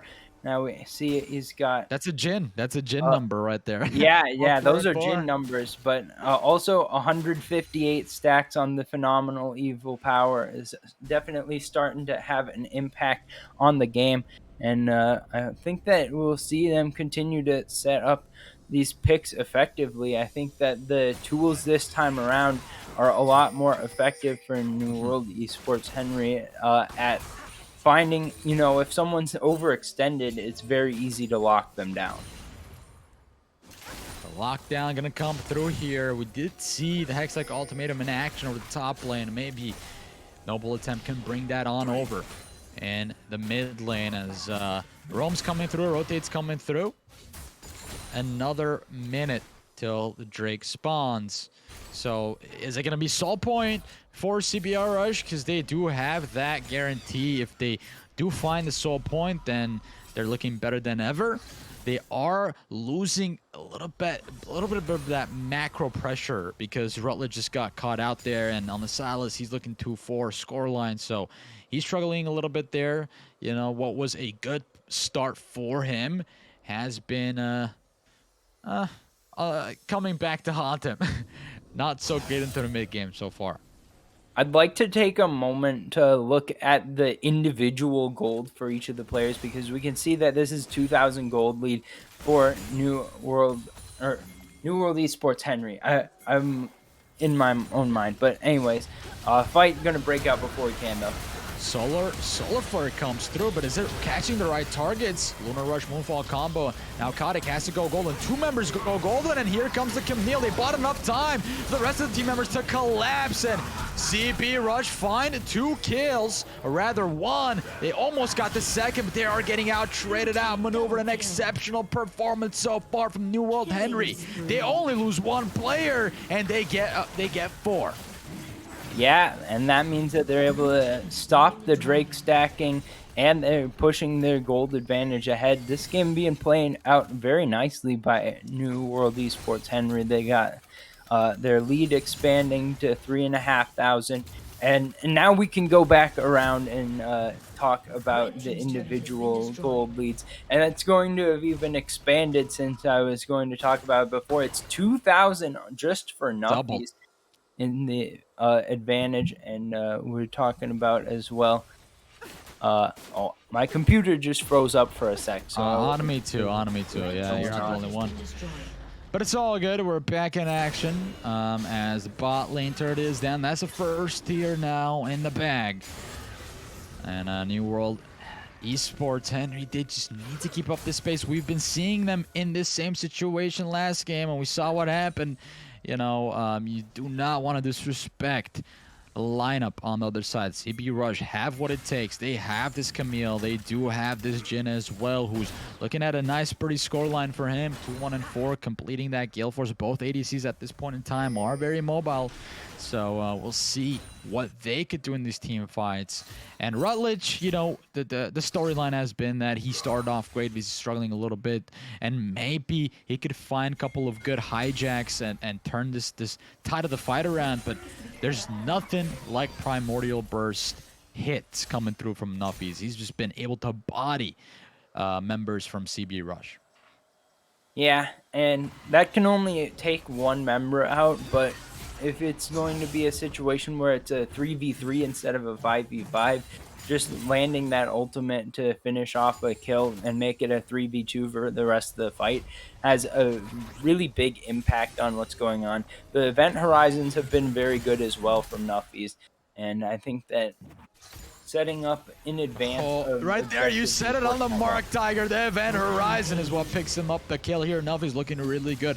Now Kotick has to get away. The solar flare is not available as it was burned. The Zenith Blade will be good for now, but Kotick has some peel assistance here, but it's not even enough. Dragon Mooncake, can you get out of here? No flash on the Nautilus. He's just taking it up, soaking up the damage. Will go down. Boogie with the first kill in the game. 20 minutes and hook shot. Camille on the 1v2 here. Throws on the Hextech ultimatum, but it's not enough to get away. Don't get solo killed. Finds the kill over the top side, and that could be the turret as well. Buy one, get one's free situation here for New World Henry. And Jin tried to alleviate some of the pressure, but he did not find the mark. Well, he did cut the wave, which is what that ultimate was for. But I think that it's not going to be all that meaningful when, yeah, we just see the Rift Herald get dropped. That's just the obvious answer. Now Hunter might be in trouble if Cat wanted to walk up, but apparently not going to be the case here. The Hex Gates do make it a little bit more difficult to just walk up with that. Kotick has to be careful here. It's a Diana not yet at its peak, so you can't just walk it on a 1v2 just like Hunter did. Hunter walks in, grabs the kill, the Gale Force. He didn't even need the final fourth bullet there to make that happen, and nicely done yet another time for Hunter. He's been able to perform on this Jin. Yeah, looking good this game, 3-1 and 4. Got the 2-item power spike with the LDR. We'll see if that's going to be enough to finish picking up some of these kills. I actually think LDR is an interesting choice against not much in the way of tanks. I mean, Leona's pretty tanky, so maybe that's the reason. But I think that just getting like a collector would have been also a good option here against a lot of squishies potentially. You see that? My heart just dropped.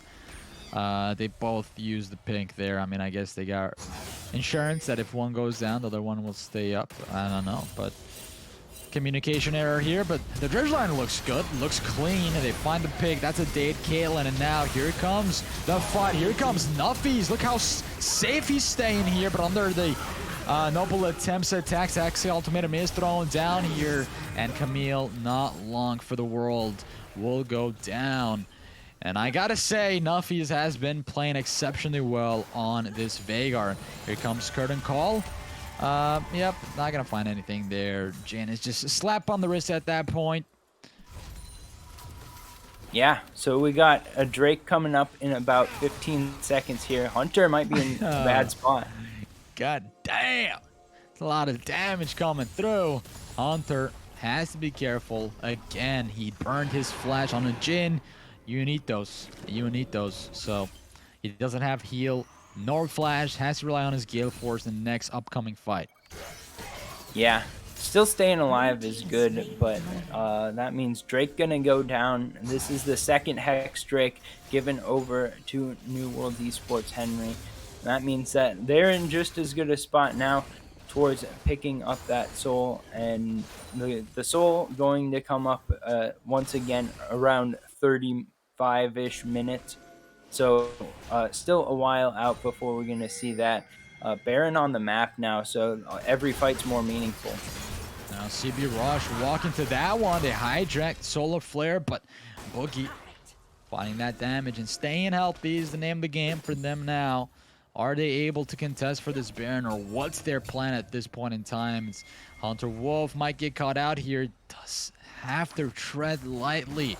Event Horizon goes a long way in these catches for New World Esports. Oh, okay. I thought Boogie was going to get stunned up there and Silas was going to collapse, but that was not the case. So this is played out pretty well by CB Rush, actually, because right now they're 4v5. They've just got Noble Attempt pushing out the bot lane. So as long as they can avoid getting killed, they're in a good spot. We're going to avoid getting killed. I guess junglers are dancing around each other here a little bit, but Diana says, I'm out. Don't want to do that too much. My feet are going to start to hurt. Dredgeline does not find the target, but here comes Lunar Rush Moonfall combo. Don't get solo kill, finds the kill here. Sensational.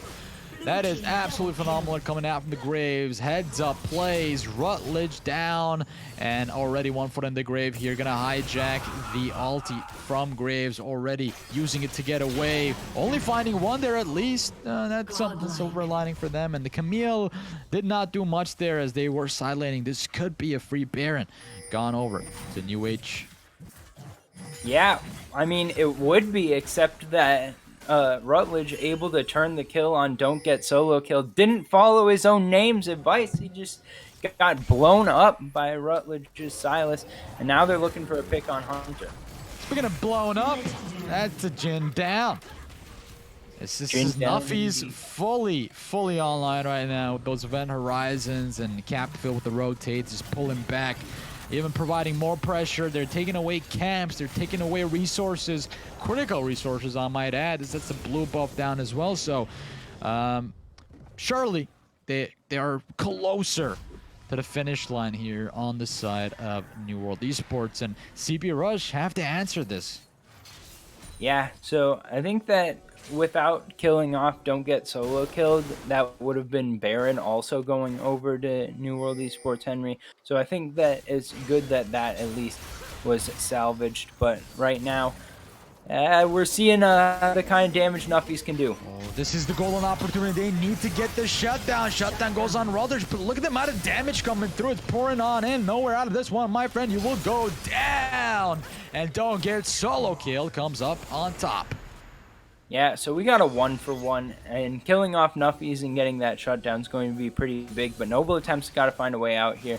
Hook shot's a pretty nice ability to have, just be able to slide right out of that, and we'll see if anything comes here in the mid lane, but I'd like to see some more focus around the Baron as we get a little bit of a pause here, support issue is the report, so we'll see how long that we have to wait until the game gets quick restarted here. I don't know if it's going to take a long time, but if they are having issues, obviously, it's good that they decided to have this pause. And it's a great, I guess, segue for us to talk a little bit about what happened. I mean, that shutdown, the implications of it, it's going to provide less of a goal lead for New World Esports. At the same time, CV Rush have a little bit more meat on the bone to chew. And, you know, that Veigar getting caught out there, if that's just like a rinse and repeat play for CV Rush, they could potentially do so much. But as you could see, they invested so many resources and Silas ended up dying for it, right? So it wasn't an easy task to get to that Veigar. Yeah, so like you said, a decent amount of resource investment. I mean, Noble Attempt, I believe, blew Flash there, and we got ultimates coming out from Noble Attempt as well. And the Zonias dropped by Rutledge. But other than that, just expending those three things to get the shutdown, definitely worth. There's not a Drake coming up until about a minute and a half from now. So the ultimates should be back up. I believe Zonia's is a 90-second cooldown, so that should be back up as well. But that does mean no Flash for Noble Attempt coming in here, as we're going to have the third Drake for either team when that does spawn. But also got to keep in mind that if a big team fight happens there, then Baron's on the map available as well. So you got to make sure that you're not going to come out too far behind on members walking away from the Drake fight, even if you are able to pick up that third dragon for your team. And this is a weird pause. I mean, they did on pause, and then seconds later, screen is frozen. I don't know if that's what we got here, but it just started back up. Hopefully, we're all on sync here in production team. With that said, we got mid lane priority here. I don't know what Caitlyn is doing, but they're just clearing waves here. They're just trying to flex members. As you could see, there's clear bounties on these turrets, top, mid, and bot. And Camille's goal could probably be to push here. They do have TP to join a fight, so that could also be kind of a plan for CV Rush to get back on the horse here. And obviously, bounties are going to go a long way. Not only champion ones, but also objective ones, and especially these turret ones. Yeah, I'd kind of like to see a hole breaker here for Noble attempt and just commit to that split push because I think that right now they're in a spot where Nuffies has gotten too big to be able to ever come back and be winning in full 5v5 team fights. Uh, Hmm. because the event horizon's doing a lot of work, and then if you just drop one W, that's doing like 40%, 50% of some of these squishy health bars. Hmm. So it's very difficult to work against that if you are CBR. But if they just put their investment into allowing the split push to happen, then that kind of neutralizes the 5v5 power to some degree. Zoning coming out here, and that's gonna be the sole point now for New World Esports Henry. And I'm starting to worry for CB Rush. Time is ticking, time is running out for them, and they haven't been able to find much here. Yes, the Camila side laning a little bit, but how much can they get with that effort? That's the question here. And Baron, it looks like it's gonna get started shortly, and might be short-lived, as briefly we do see the curtains open up, and it's gonna zone them out. Quite nicely done from Hunter Wolf, but they're gonna walk away from that thinking that this engage was called, so they're not gonna go back for it. And New World Henry, they're just playing mind games at this point, and they are going to secure the bear. And meantime, Diana goes into the pit, not successful in that 50-50 smite steal, and now you see the fight breaking out. This is going to be ugly. Nuffies is here. Final Event Horizon thrown down, and Silas finds one. Dragon Mooncake gonna flash away for safety. Nuffies is still on the chase, and Capfil is on the kill. Steal maybe here, but Rutledge goes golden. Nuffies the Event Horizon thrown out, and Capfil eventually downs to Silas, and there it is. On top of getting Baron, they do find 3 pigs, but they only lose their jungler. I guess it's still worth it. Yeah, I think that New World Esports Henry probably going to be able to push in pretty deep into the base. Obviously, this top inhib going to go down. Bot lane has a wave pushing as well, so they can rotate towards that. But they may be just looking to end the game 4v2 here. Not much that you can do if you're Hunter Wolf. Good solar player going to connect. Great dive under the turret with the double cat fail, finding that found diving even there with the Event Horizon zoning them off. And Nuffies putting on an extraordinary performance on this Vagar, making it work and look really easy. Noble attempt with the last attempt here. Does he have it in the tank? Does he have it? Is I ask. And he just goes down. Rutledge almost going out there as well, getting that kill onto Nuffies, but that will be the 1-in-1. Exactly what New World Esports are looking for here. Yeah, a well played game number 2 here, and putting themselves in a winning situation was something that we saw in both games. Mhm. But this time, New World Esports Henry had the tools necessary to finish off the win, able to take game number 2 and push us to a game number 3. Now, obviously, we talked about earlier the playoff implications. New World Esports Henry needed to get the 2-0, but coming out with a 2-1 victory in the last week of the Mhm. season would still feel really nice. You get to potentially play spoiler as well. And getting the win in the last week of the season definitely helps you go into the off season feeling a little bit better about yourself. So we'll see if New World Esports Henry can pull it through and win in game number 3. But game number 2, they looked very good.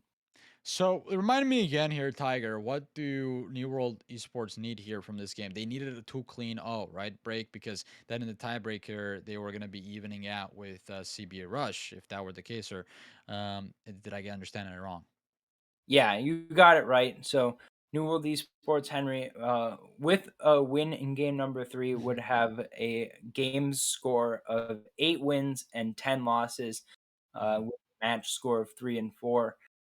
CB Rush would also be at 3-4, but they would have 9 wins and 10 losses, Mm. which A little would bit be more, a one better more. win loss ratio, which is Mhm. the first tiebreaker, I believe. So CB Rush going to be looking to get to 4-3 because also we've got Divine Ascension Emerald. Mhm. They are at 3-3. So if they get the win, then they would be at 4-3, and CB Rush would need to be also 4-3 to be able to get that tiebreaker. The game A score, lot of numbers.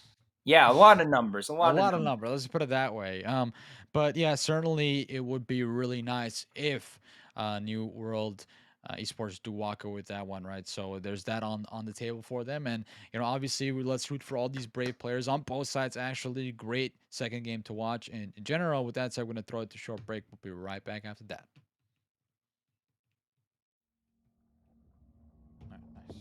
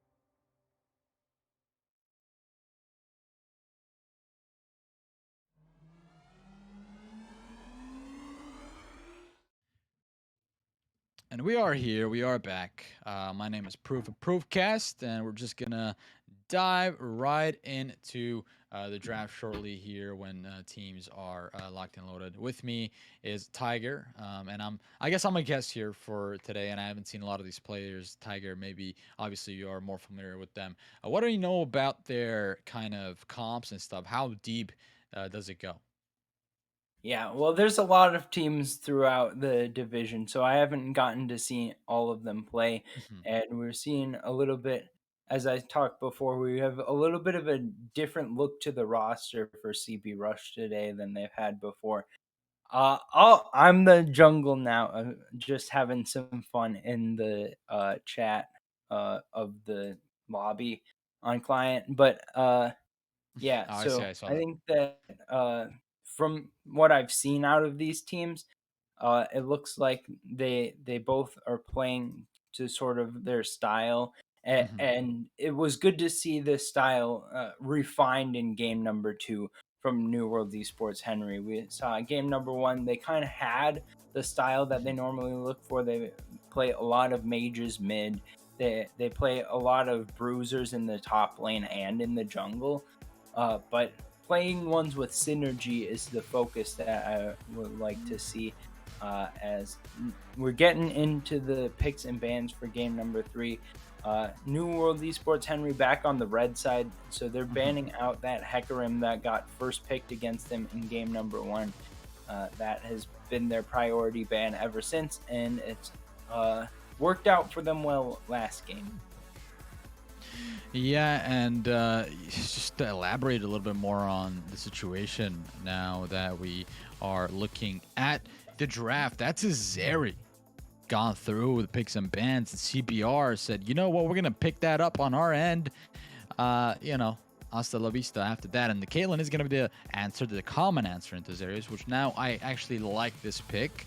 Rather than seeing it being B1 picked, seeing as the answer to Zeri should be okay enough for me to be like, okay, the draft is on a good start for both sides. So yeah, looking back at the draft from game number two, the pick that got replaced in the bans was Zeri. So New World Mhm. Esports Henry, obviously only having that one ban means that they have to really focus the priority on what it's going to be against. Uh, so they maybe picked the Caitlyn to cover their bases and make sure that they didn't get counter picked. But I think that the Caitlyn into Zeri, like you said, is going to feel good in lane. Interesting from CV Rush that they would prefer to go to the Zeri than the Jin that has worked well. Game two, even, I think that we saw uh, like 3, 2, and 5 from Hunter at the end of the Mhm. game. So it was definitely not on the Jin why they lost. But maybe looking at hyper carry is going to help them uh, pull ahead in the late game team fights, which was something that was difficult for them last game. Yeah. And a lot of people to answer that Zeri, they have been picking the Kog'Maw, which is good in various points in the game. But Caitlyn should be okay in the laning phase, and after that, it's essentially how they piloted the rest of the game, obviously. So Zeri is going to be very slippery in this team fight. With the help of Nami, it's going to be hard to lock her down, and Lux needs to be on point with the stuns, with the slows coming out as well, with the E's. But Viego, again, the silent assassin, going to be looked to be the case for the jungle here, or the champion for the jungle to go into that trundle. I don't know how I feel about this jungle matchup, to be honest. Obviously, New World Henry, they don't have two picks. I mean, they're missing two picks because, they're not finishing their solo queue games, which is kind of unfortunate, but that might come back to haunt them here, as they did not look that great on the red side of the first game. Obviously, the first game they were on the red side. They had a couple of leads during the game, but they just ended up giving it back to CBR because CBR played sensationally throughout the game, and especially through the mid and jungle. So we'll see if this trundle is going to be that X factor that CBR need. It's not the Hecarim, obviously, that we saw in the first game, as that is banned, but it's still a trundle who could just shred through players. All right, so it looks like New World Esports Henry, they're banning out some mid laners, so it looks like they may blind the mid lane. I'd like to see a Malphite pick from either of these teams based on the first half of draft. I mean, against Caitlyn Viego especially, it would be good to have Ornn going to be nice tanky in the front line, help out with the engage. They've got a very long range engage right now in New World Esports Henry. They've got the ability to throw down the Call of the Forge God, Final Spark, Ace in the Hole, all from long range. And if you can just get that first kill, then Viego's resets are very big. So I like to see that. But I think that the Camille going to feel good in lane. But I would have liked to see that Malphite, like I said, because I think that just being able to get that big engage power and make it that much more difficult to attack the backline would have been nice. But the Corki coming back from game number 1, so CB Rush going back to some of the stuff that's worked before. Yeah, I think also like the Camille into the Ornn is slightly, very slightly Ornn favored because he's just tankier. He's able to make plays happen if the Camille gets like over aggressive under the turret. So that's something to watch out for sure. But I think I prefer the Camille in the team fights because we have been seeing CBR pilot that champion a second time in a row, and we saw glimpses of what it can do. I just think that for now, if we have to compare the top lane picks from CBR, I definitely prefer the Wukong pick over the Camille, and obviously it's more of a playmaker in my opinion. You could close the gaps much easier. Yes, the Camille has a hook shot, but it's more on target, it feels like, for Wukong. But all in all though, the Zoe R5 pick here, Tiger, like what are we looking at here right now? Why was that picked? And overall, is NWH doing the right thing here in the draft? Yeah, I think that this time around they've got a lot more ability to work throughout team fights. And I think that the Zoe's going to feel really nice because you're just going to have a follow-up for that long-range engagement. I mean, with the portal jump to be able to extend your range of damage, that's going to feel really nice. I mean, you could even imagine something like Paddle Star into portal jump flash into finding that damage follow-up.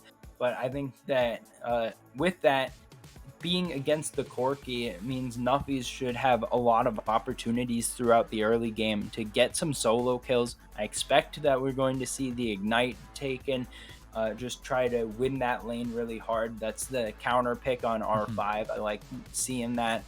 And I think that if what you're saying is correct on Ornn being favored into Camille, then that would make 3 winning lanes for New World Esports Henry.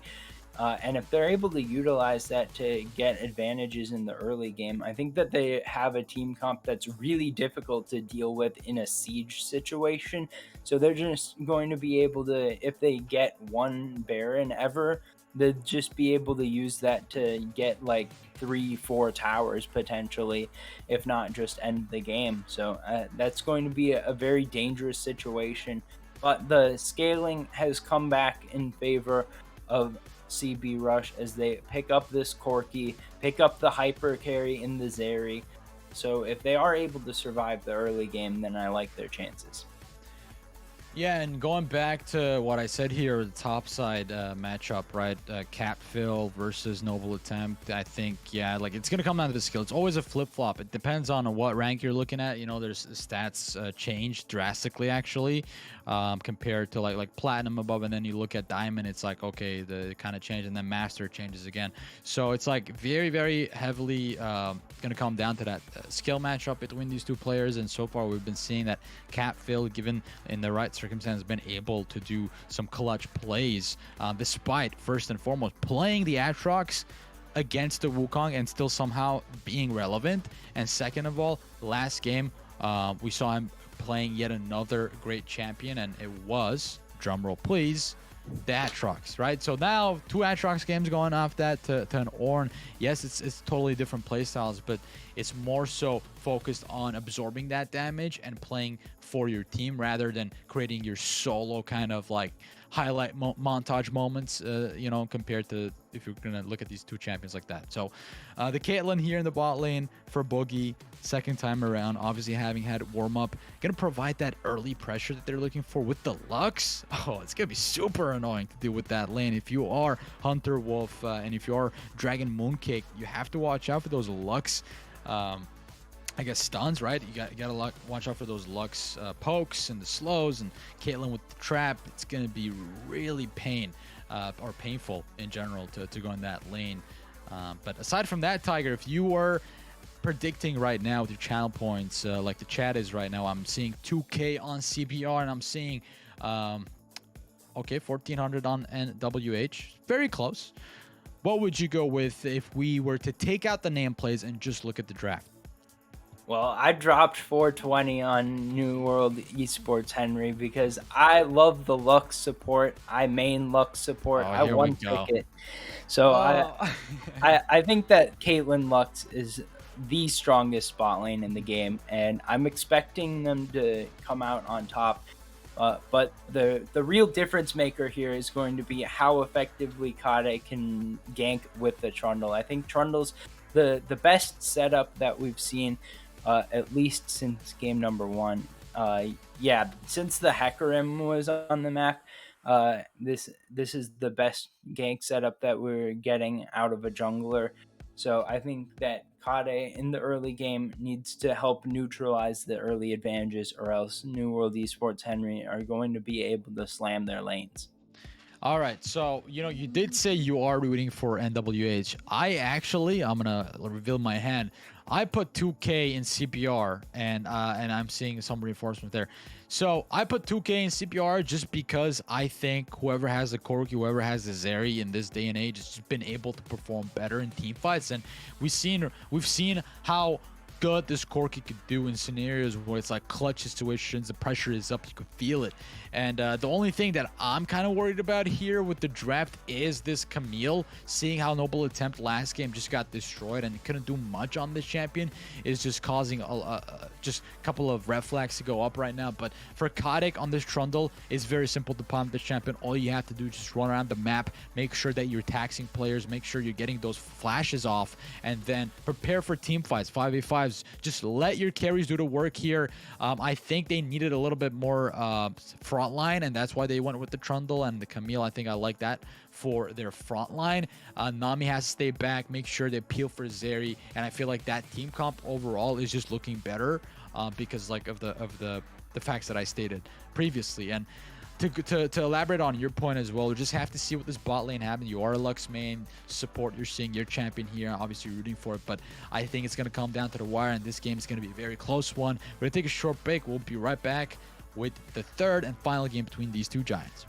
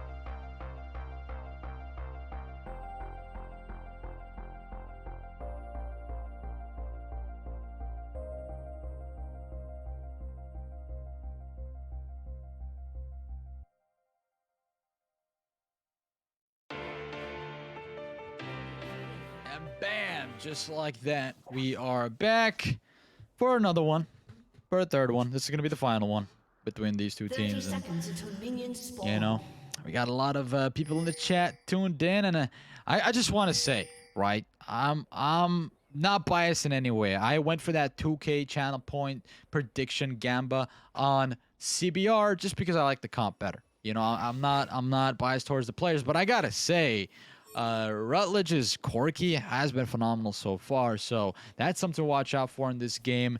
And you personally, Tiger, I know you're rooting for that bot lane on the side of new WH or NWH. What do we think is going to happen here?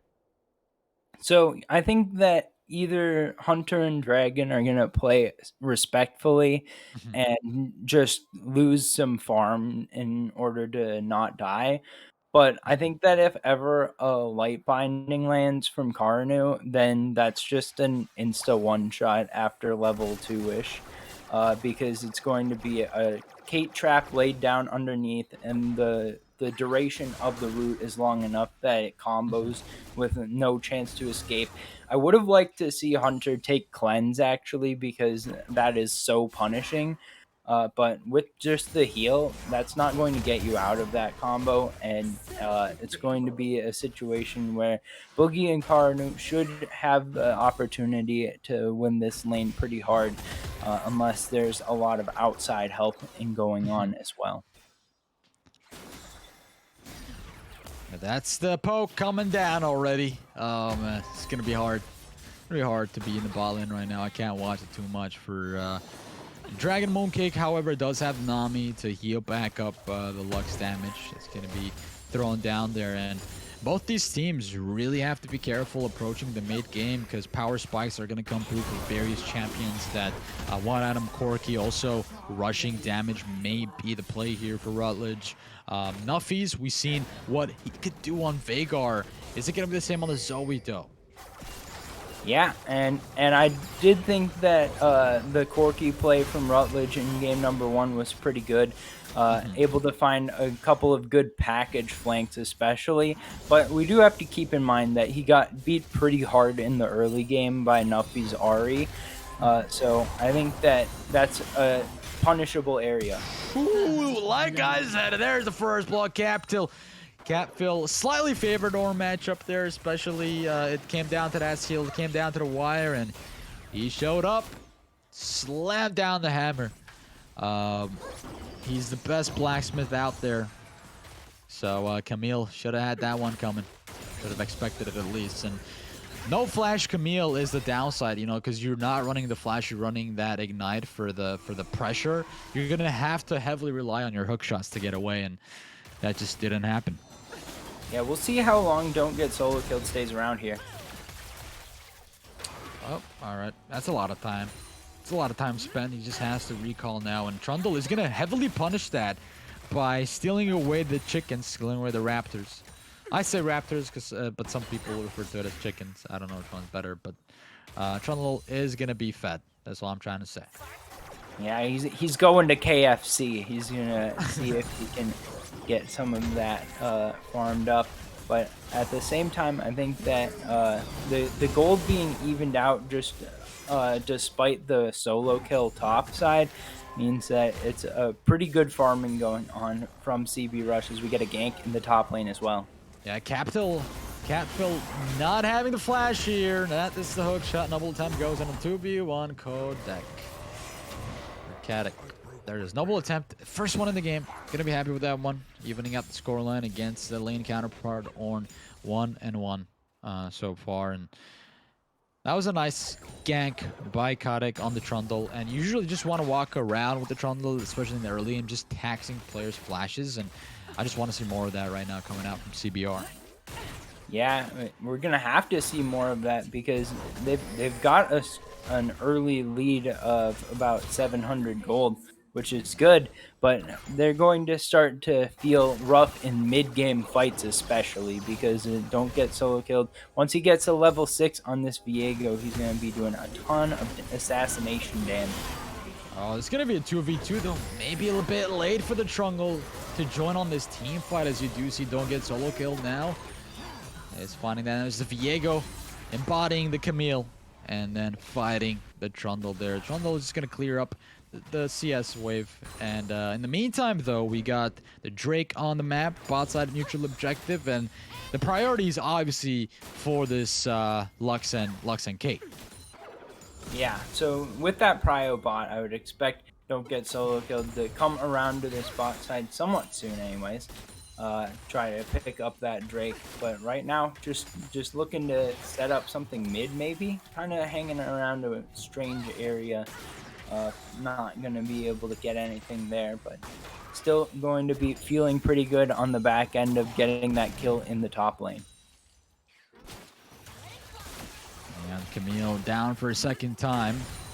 It's gonna have Ignite shortly here. I think it might come down to that trade. I mean, the trade, you do want to use that Ignite to get the solo kill, but Catfill might even have the flash. We'll see in the top lane. In the meantime, though, the Corki is just chilling. Both mid laners are chilling. They're not seeing any action there in the mid lane. Bot lane, again, we talked about that prio for this Caitlyn and Lux. They just need to translate that into an early Drake or maybe number of Drakes. They could stack that solo point, and they're looking like they could have a good game in front of them here, taking that route. And speaking of that, noble attempt. Nice dodge on the abilities from Ornn. In the meantime, the prio is called upon. The Viego on the leash. The Viego on that Drake. But speaking of that, though, Buggy finds the kill. An absolute monster on this Caitlyn. Nicely done. And 3-1 scoreline. Going to suggest that nobody should walk away there without checking both sides. Both sides of the road here. And there it is. Yeah, New World so Tender with the Drake. there's the early first Drake coming over in favor of New World Esports Henry, and that is the power of the root combo coming through. Light binding lands, then it's into a Kate trap. I'm not sure if it wasn't just a Kate trap just sitting there in the right spot. Now Catfill looking for the all-in, not going to get it though. But I want to, if I'm going to get a chance, if we don't get another insta deletion, I wanted to mention that one of the nice things, Luck's going to be in trouble. Yeah, but the root will save her there. Nicely done on the Lux to get away. But, you know, still in the death range from Hunter. Hunter already burning the lightning crash. Gonna have to play around the cooldowns a little bit here. Don't Get Solo Killed in the mid lane now. Doing the jungle duty. Clearing up the minion wave so that that gold is not lost, essentially. But this game is very, very close now, Tiger. I mean, both teams going tit for tat. And yes, the scoreline, when you look at the kill count, is favoring NWH here. But overall, both teams do have leads somewhat. You know, when you look at the CS lead over the top side, it's definitely favored on the Camille. It's essentially like a kill ahead. Yeah. So I would be looking to see that pushed, that advantage topside pushed as the mid game progresses, because Ornn, once you get to late game, is going to just be more useful. He's going to be given those item buffs. He's going to be setting up some of these fights. So Camille, not the best scaling portion of the draft. There it is. Rush. Trundle taxing the flash. That's what I want to see from this comp, this draft. And that's why I kind of put down my chips on this type of draft, because you have to be very proactive and pressuring that early game, seeing how that pans out. So far, both teams really doing well for their team win cons. Viego has had a really great start here and going for the invade. Does secure the blue. All right. This is the definition of coming to your home and eating your food and not leaving a lot of resources for you. But Kadek with the sidesteps, not enough to get away there. And Don't Get Solo Killed is going to find the one and maybe the second here with the help of Catfill. But here comes Zoe over the wall. Maybe they could dive this Camille. But Camille has the Hextech ultimatum. Does have the Ignite as well. She is deadly. The call has been made to disengage, and NWH are going to be happy with and satisfied with that one. They do have the lead for the first time ever in the game. Yeah, so they're going to be able to pick up a few more plates here bot as well. And it looked like Karnu must have hit a Q into ultimate combo, because all that damage came down, and Dragon Mooncake was at about 100 health left. This is the part where it gets scary, because you're not going to get into a position where you take any less damage. It's only going to get worse and worse, and that's going to start becoming a one shot that actually kills you instead of just forces you to recall. So it's going to be a difficult lane to recover. We'll see if Kade is going to hang around bot and try to set up a counter engage. It is 90 CS to 87, so Hunter's doing a pretty good job here of at least keeping the farm close. But right now they've given up the first plate, and they've not had any chance to grab any priority throughout this game. Tidal wave though comes in clutch here, and that is just beautiful work there by the Corki to be able to delete the Lux there over the top side. In the meantime, Call the Forge Gods does connect, but is it going to be the nuisance that he needs? No, Noble Attempt will just disregard that ult was used. There goes in for the death blow, and the ignite will do the job as well, and don't get solo killed. Comes in and wants to redeem his fallen ally, but the problem is Noble Attempt does have the hook shot, the stun, and needs to land here, and it does. The Heartbreaker top things off, and that's the kill. Secured in the back, don't get solo killed. Finding good enough agency on the map. But that said, Hunter answering with a kill of his own in the bot lane.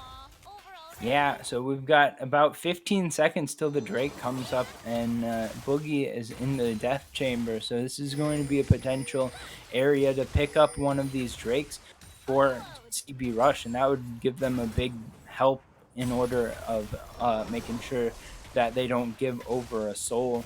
We'll see if they are able to actually take this right away, or if they just spend. It looks like they've started up, so I think that it's a little bit too far away for Don't Get Solo Killed to come join this. Whoa, no way!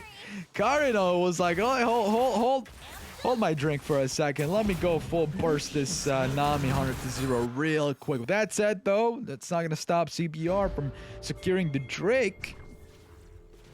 Yeah, so that's the power of the early Sork shoes buy on the Lux. You get that flat magic pen, and you're just able to one-shot squishies pretty effectively.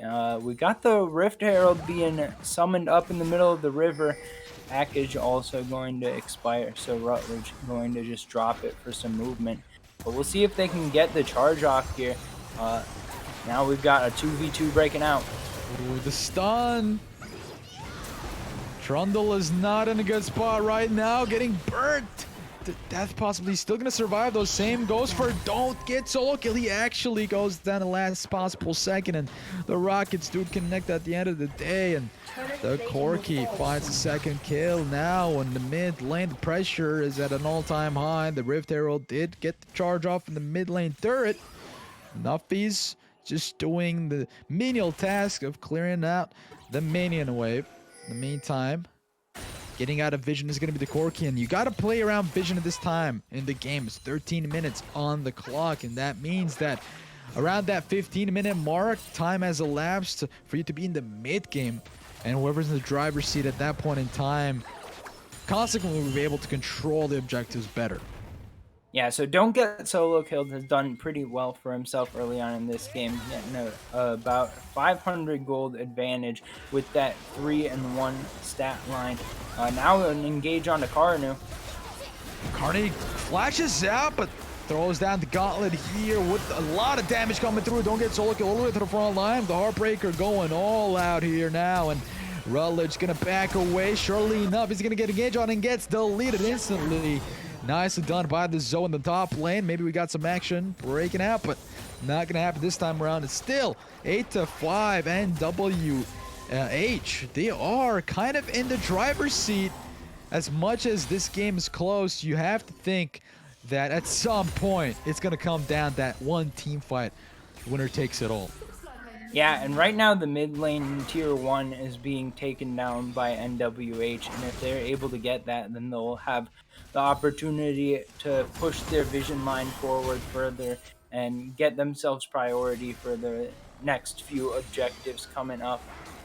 So right now, Rift Herald on the map. It's the second Herald, so a little bit less prio, but it looks like Kade might still pick it up right now and see if they can get a tower for CB Rush. But I think that with as close of a game as it is, I'll be looking to NWH to try to get some big team fights coming up shortly, because I think that if they let Rutledge and Hunter just scale up for a little while longer, the team fights will just get a little bit too dangerous to be able to work out very well very often. Rutledge. All right, Zoe just walks right into that one, and now look at this play coming out from CBR. They want to just single out the topside turret and maybe get another charge with this Rift onto the second tier, but the rotations are coming through hot with the Lux and Viego, the Caitlyn there as well. After picking up the mid lane wave, they're just going to collapse onto the Rift here, and yep, that's not going to be the second charge, unfortunately, for CBR. However, that did buy them enough time here for the Corki to make a play happen, and that should be second turret for them. Nicely done. Yeah, so just getting some gold off the map is going to feel good for CB Rush. They're going to be looking at potentially setting up around this next Drake coming up in a minute as well. So we'll see if they're able to start stacking Drakes for themselves. It's Ocean Soul this game, so that's going to feel nice to get that extra sustain against the poke. Either side has pretty good poke. I mean, Lux, Caitlyn, Zoe is going to feel like some pretty significant chunks, but also when you're talking about against a Corki, that's going to be chunking the squishies as well. So Ocean Soul, either side should feel pretty good about trying to pick up in this particular matchup. But we're still a ways away from that. We just got the second Drake for whoever takes it coming up here in just about 15 seconds. So we'll see if there's going to be a fight breaking out here. Teleport available for Cap Fill. So we could get a 5-on-5 potentially. We haven't seen the Sleepy Trouble Bubble yet here coming out from the Zoe, which could be crucial in these 5v5s just to get that initial pick, to get in that mindset, to get in the grind, that 5v5, which there's a lot of HP bars to worry about on the side of CBR. They got that tanky Ornn, and the Lux might get delivered. Here comes Scald the Forge God. Speaking of the Devil, finds a couple of knockups, and he just gets stunned, deleted instantly. Zeri picks up the kill. Nicely done. Unstoppable Force used from the Viego with the Heartbreaker to get away, but it's not going to be enough. Rutledge with the kill. Carino now getting chunked lower and lower. Thames comes over from downtown. Nicely done there, picking up the kill, and that's going to be the double Hextech Ultimatum down. They do secure the lockdown kills, and Nelphy's the last one to survive on the Zoe. We talked about the Sleepy Trouble Bubble. We did not see that going down the favor of NWH, and we're seeing Hunter going for more over. The wall comes in, Clutch comes in hot, but not gonna find the kill. Instead goes down to Zoe, find the solo kill there. And the blue team here, CPR, find the second Drake for them and then some with that one turret in the mid lane. Yeah, so that's a pretty big gold swing going in favor of CB Rush, and they pick up that second Drake for themselves as well. It's a very well played fight, but I think that New World Esports Henry, that was not a great communication. I think that the problem there was that they didn't really have it all timed out. Nuffies was actually going on the flank from behind the pit.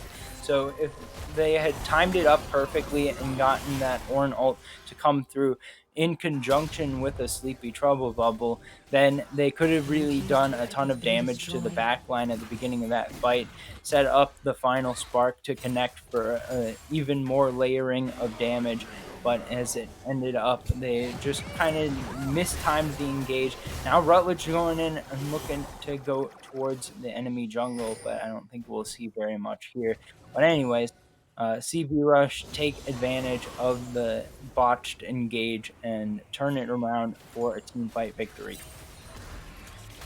CB Rush steady with the pace. They're charging fearlessly there and force out the Heartbreaker from don't get solo killed. So he's going to have to play around his cooldowns if he wants to go engage. And the Sleepy Trouble Bolt for the first time ever, as I'm seeing it, does land onto the Zeri. But here comes Call the Forge Gods, the segmented, disoriented team fight. And now CB Rush on the back foot, but they do find the quick trades. They're quick on the feet, quick as a bunny. Here comes Zeri the carry. Spark is on, showing us what she can do. Goes in, charges in, forces out the golden. Stopwatch coming out from the Lux, but here it comes. Catfill gets knocked up, rooted up, and there it is. Goes down already. Hextech ultimate and throwing down Boogie. Not a lot of HP to play around with. That's the double for Kodik. Kodik looking really sensational on this Trundle, and with that, they're going to move their focus onto this Baron. Yeah, and another fight where the engage just wasn't perfectly timed out, and this is something that we might see for the rest of the game from New World Esports, Henry, is like they need to have their engages worked out so that they are all going in at the same time. They can't really afford to allow some of the damage from their burst to slip through by like throwing out the final spark before there's any CC down, or you know, getting the Call of the Forge God too late when no one is set up to be getting hit by it, and none of the CC's layered, and then they're not able to set themselves up properly to win those team fights. So if that keeps happening, then it's going to be very difficult for them to contest with CB Rush scaling up pretty well, getting a lot of the power in the late game coming from these hyper carries mid and bot. And I still think that the potential is there for it to turn around for NWH, but they're going to have to play it out a little bit better than we've seen them do so far.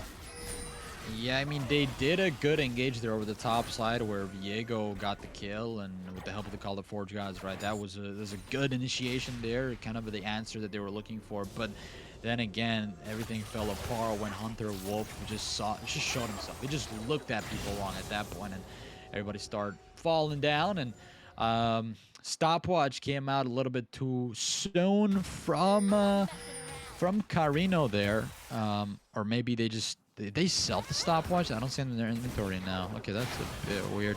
So they're not going for the build that we thought they're going to go for. So instead, they're going to go for their Mythic first, and maybe Zonia's later on the Lux. But despite the fact that, yes, there's a lot of kills for CBR, there's still a chance for NWH to come back in this game. They do have that Caitlyn, they do have that engage tool, a better engage sometimes, you might even argue, with this Ornn, right? And the Heartbreaker, if it's available on the Viego. But you gotta stop and think for a second here. What can they even do? They're losing a lot on the map, they're losing pressure. Sleepy Trouble Bubble does not land, and Rutledge, with the movement that he has built in, the Corki will walk away there.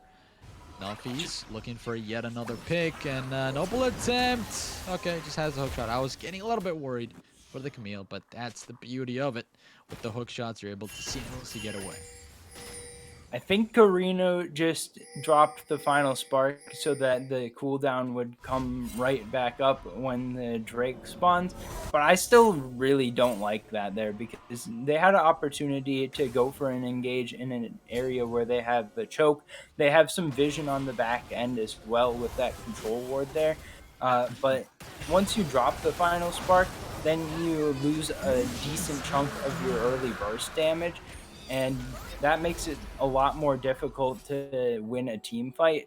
So just hold on to it. Wait until your team gets the setup for you. It seems like that is a pretty obvious play, but it's been something that we haven't been seeing. So I don't know how to quantify what's going on if we have like the teams playing in a fashion that doesn't like represent. Makes sense, I guess.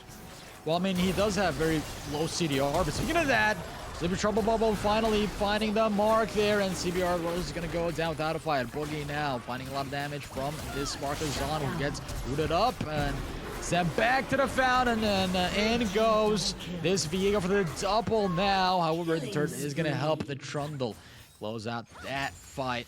However, this is what NWH wanted. They are a man up. They are actually, that was 1 for 3. So they were looking at a 2v4. I don't think CPR want to walk in here unless they want to get shattered to pieces. Yeah, and that was a really well played fight. They're able to find the pick at the beginning of the fight, don't get solo killed, gets a reset, able to turn it into a second kill onto Dragon Mooncake. But then on the other end of the fight, finally we see the setup land in advance. Karanu able to connect on a light binding into a kill confirmed. So Yeah. that's what we need to see from NWH continually if they're going to win the game. But I think that if they are able to pull that off in a more consistent sort of pattern, then it's actually pretty difficult for CB Rush to deal with that, even though they've got, you know, like a 3,500 gold lead. But they may look to set up Baron here, try to extend that gold lead, give themselves a different advantage in some of these team fights. Yeah, and you know, it's that crucial point for CBR. They are 1 Drake away from Soul. They just need to survive long enough to see it go down, and they just need to understand that when you get caught out with your ADC, there's not fighting that one. You can't really salvage that. So positioning is going to be everything for Rutledge and the Zeri here, where they are the VIPs on the team. Nami is doing a phenomenal job so far, keeping them alive in these team fights. And I have to give it to Kotick as well for playing patiently enough on the Trundle, and having that 300 gold bounty goes a long way. He still needs to play it safer because he doesn't want to give that advantage over to NWH. And NWH, Zoe hasn't died once from Nuffy's great performance so far. Just needs to be on point with the Sleepy Trouble Bubble, because that's their way back in the picks, way back in this man advantage they need for in order to fight for objectives on the map. We're seeing a lot of control wards having been dropped over the wall of this Baron pit and just cleared out by NWH. Or they are the ones dropping the control wards, and then CB Rush is clearing them out. That's kind of a big gold investment. So I think that that's 3 times that I saw it since the last time that they actually pushed forward and cleared out vision themselves. And so that means that you're dropping, 225 gold and giving the other team 90 gold just to get a little bit of information, which, you know, information's good and all, but they need to actually be pushing out and getting some of the vision control themselves, instead of just dropping a control ward on top of CB Rush has had that control ward in there the whole time, and now they're just continuing to feed over more of these gold chunks.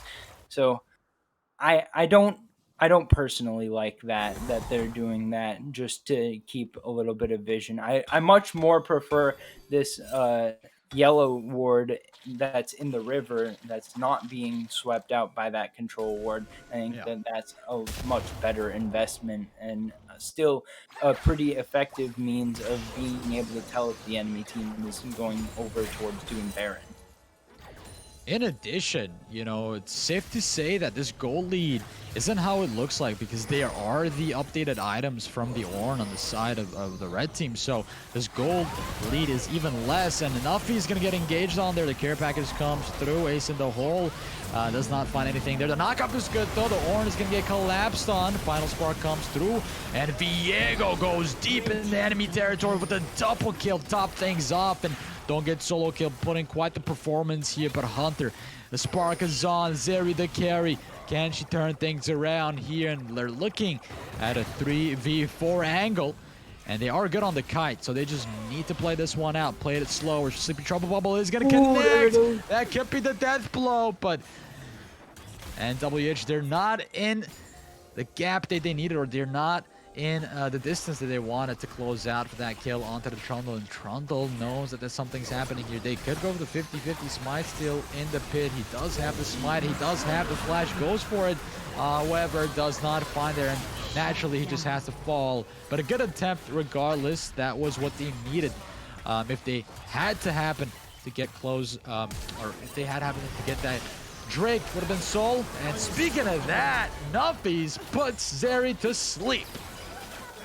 Yeah, a very aggressive flash forward from Hunter, but that's going to immediately get punished. Now Noble Attempt may be in a bad spot as well. Yeah, and this is not looking that good for CBR. They are falling apart here in the later stage of the game. We thought they wouldn't with the Corki, you know, still having a lot of agency with the Rockets. They just needed to translate that into getting kills, and I think the person who's been able to throw the wrench into their plan has been this Viego. And speaking of that, Nuffies goes yet for another final spark. Beautiful Wampo combo there. And 30 minutes on the clock. This is kind of do or die situation. Trundle is not in the vicinity to steal this Baron. So you can say goodbye to that. And Yeah. there it is. This is looking dangerous right now. Yes, the gold is even, but there's Ornn upgraded items, so it, like in Junction, I would say that NWE are ahead of CBR. Yeah, and I think that one thing that's worth noting on the two comps is that I think that the late game scaling is a situation where if they get a fight on even terms, I like the late game version of CB Rush better. But if the situation is that there's an objective that's being played around and you get NWH setting up first, it's very difficult to walk into them. So like if you try to walk into them doing Baron, we saw just a Sleep of Trouble bubble land, and then it's just a one shot from like 2 screens away. So like there's not much you can do walking in towards NWH's comp. So that's been played around very effectively here in the most recent stages of the game by NWH. Nuffies and Don't Get Solo Killed are standing back to back here in team fights and doing the impossible. And they have done so much so far that I feel like they're on a roll. And they just need to keep at it in order to close out the game. Yes, they have the Baron, but they're only just getting the outer turrets for now. It's not like they're going to crack open the base anytime soon. With Noble Attempt also providing some pressure over the top side, at least for now. Rutledge has to kind of give respect here. You don't... Oh, Rockets are doing a lot of damage though. However, he's going to get caught here. Oh, flashes burn, final spark burn, ults as well. And still, Corki is going to live because he invested a flash of his own. Quick resets here. Rutledge is going to interrupt that. Oh, this could be the inhib. Corki interrupts are coming through. However, Don't Get Solo Killed is here with some reinforcements, so that's not in turn going to be the inhib that CBR are looking for. That's an interesting thing that we got to keep an eye on, though, because that turret take is super fast coming out from Hunter Wolf Steel. So that means that if we get any sort of situation where there's no one that can defend against a push, that the base can just get blown up very quickly. So it's going to be a burden on NWH that they have to make sure not to allow Hunter to survive a fight where they don't win. So they're going to have to keep that in mind as they go about the rest of the game. We'll see if they can siege effectively here. I expected that if they got a Baron, that they would be able to just walk in the waves and start doing a ton of damage to the structures. But so far, they've only been able to pick up that one tier 2 in the bot lane. They're not even making much of an attempt to go towards anything else as the Baron buff is expiring now. So we'll see if they're able to pick up another fight. Just maybe. They are positioning themselves towards this Drake that's going to be spawning in 30 seconds and less, actually. So with that said, Hunter Wolf is nowhere to be found. They need to make their way. Oh, this is just very disoriented coming from CBR. They do not want to double down on this team fight as the ADC's not there yet. Rutledge has package. Keep an eye out on that Corki. Let's keep an eye out on the slows as well. Final Spark is available, all the cooldown. However, Bookie does not have Ace in the hole. That's only all down from the side of NWE. And here comes Call the Forge Gods. This could be crucial. They go for the Drake. The aiming at the care package. Hold to the back line from downtown and does not find anything. That's Booker with the shutdown. And now, Kada, can you secure this Drake? And they do. They do find kills back to back. The Corgi damage coming through even after he dies. It is sensational stuff coming out right now. And there it is, the double kill for Hunter. Back-to-back kills. The spark is on. The Zeri, the carry, doing so much work here. And out of the world performance from CBR to bring this game back their favor. They are in the lead here. They could crack open the base here. Maybe look on to this mid lane inhibitor turret. Get the inhibitor as well. But usually you don't want to take the inhibitor if the Baron is not up, as that lane is going to be forever pushed in. Yeah, just sensational stuff coming from both teams. At the end of the day, it was the Corki, it was the damage from Hunter Wolf on the Zeri that makes the play go in the favor of CBR.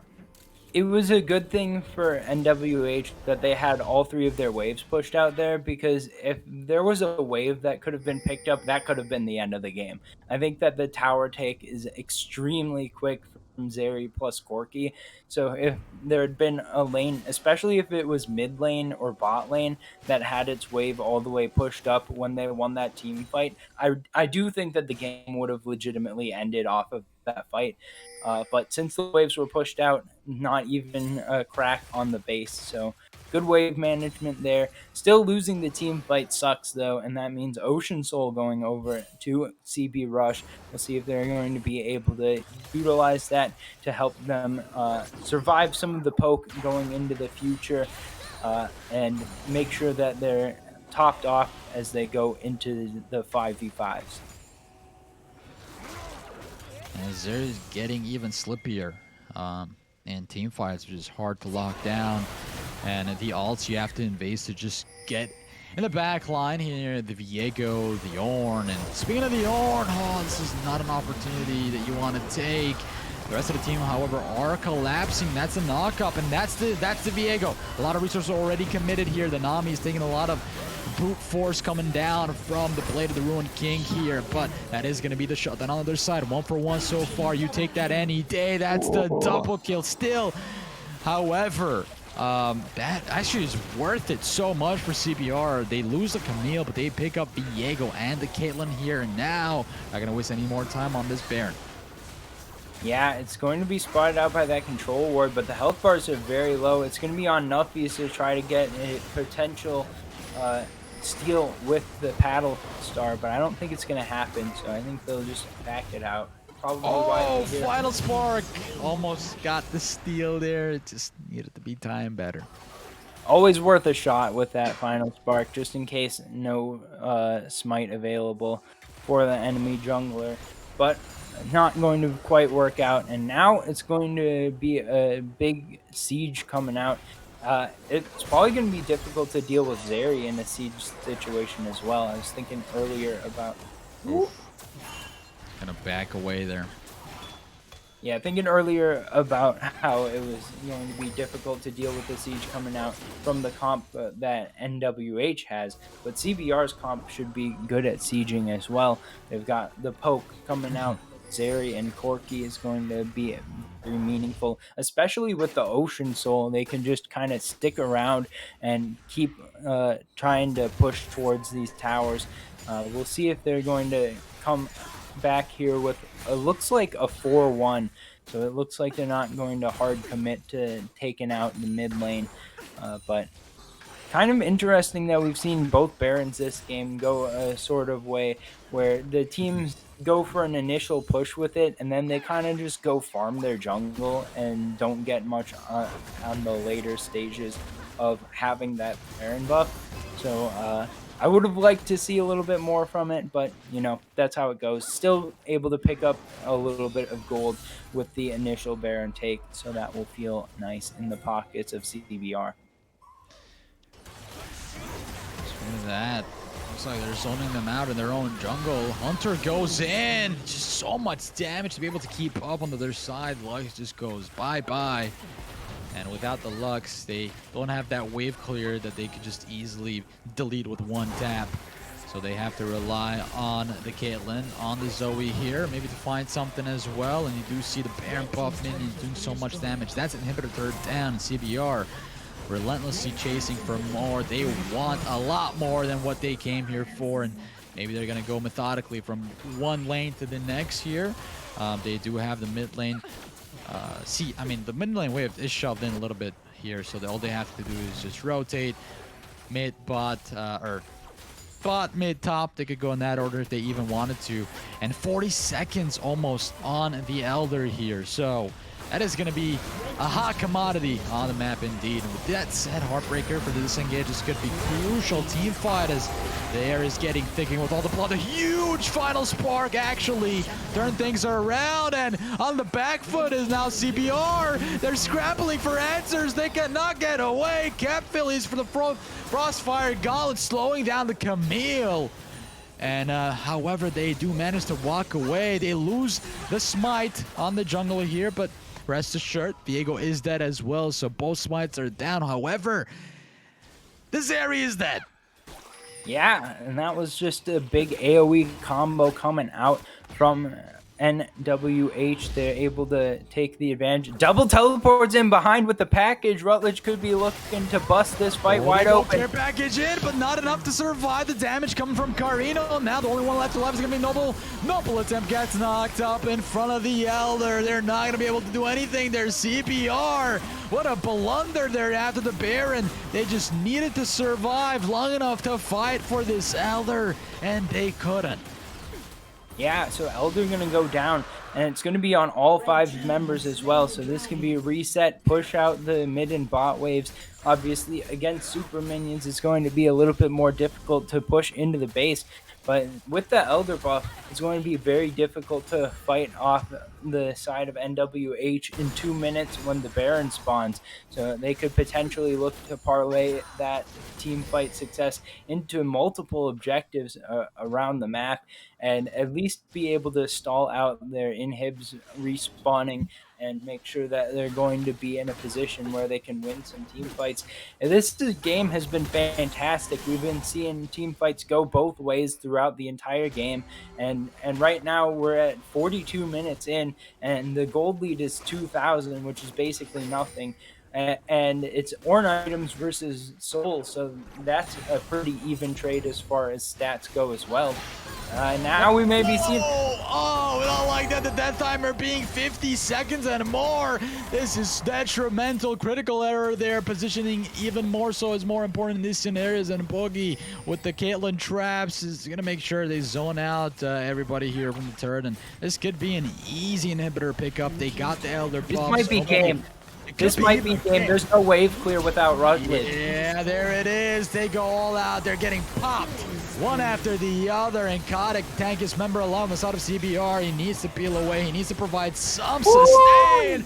But there it is. The power of the Elder Drake. They're just managing to hone their way in, focusing their scopes on the right targets. And there it is. In a phenomenal fashion, and WH find the win in the comeback here in the series, 2-1 against CBR. What a matchup that we've had here in this week 7, and NWH coming out with a strong finish, making the comeback 2-1 in this series, and going out on a high note, if indeed that is the last we see from NWH for this split. But both of these teams putting out their best foot in the last week of the season, and a very close matchup going either way potentially. And even right at the end there, we saw that it was just a couple of crucial team fights past 40 minutes that were able to decide the outcome of the game. And just an amazing game 3, amazing series, and both of these teams making a good show for us today.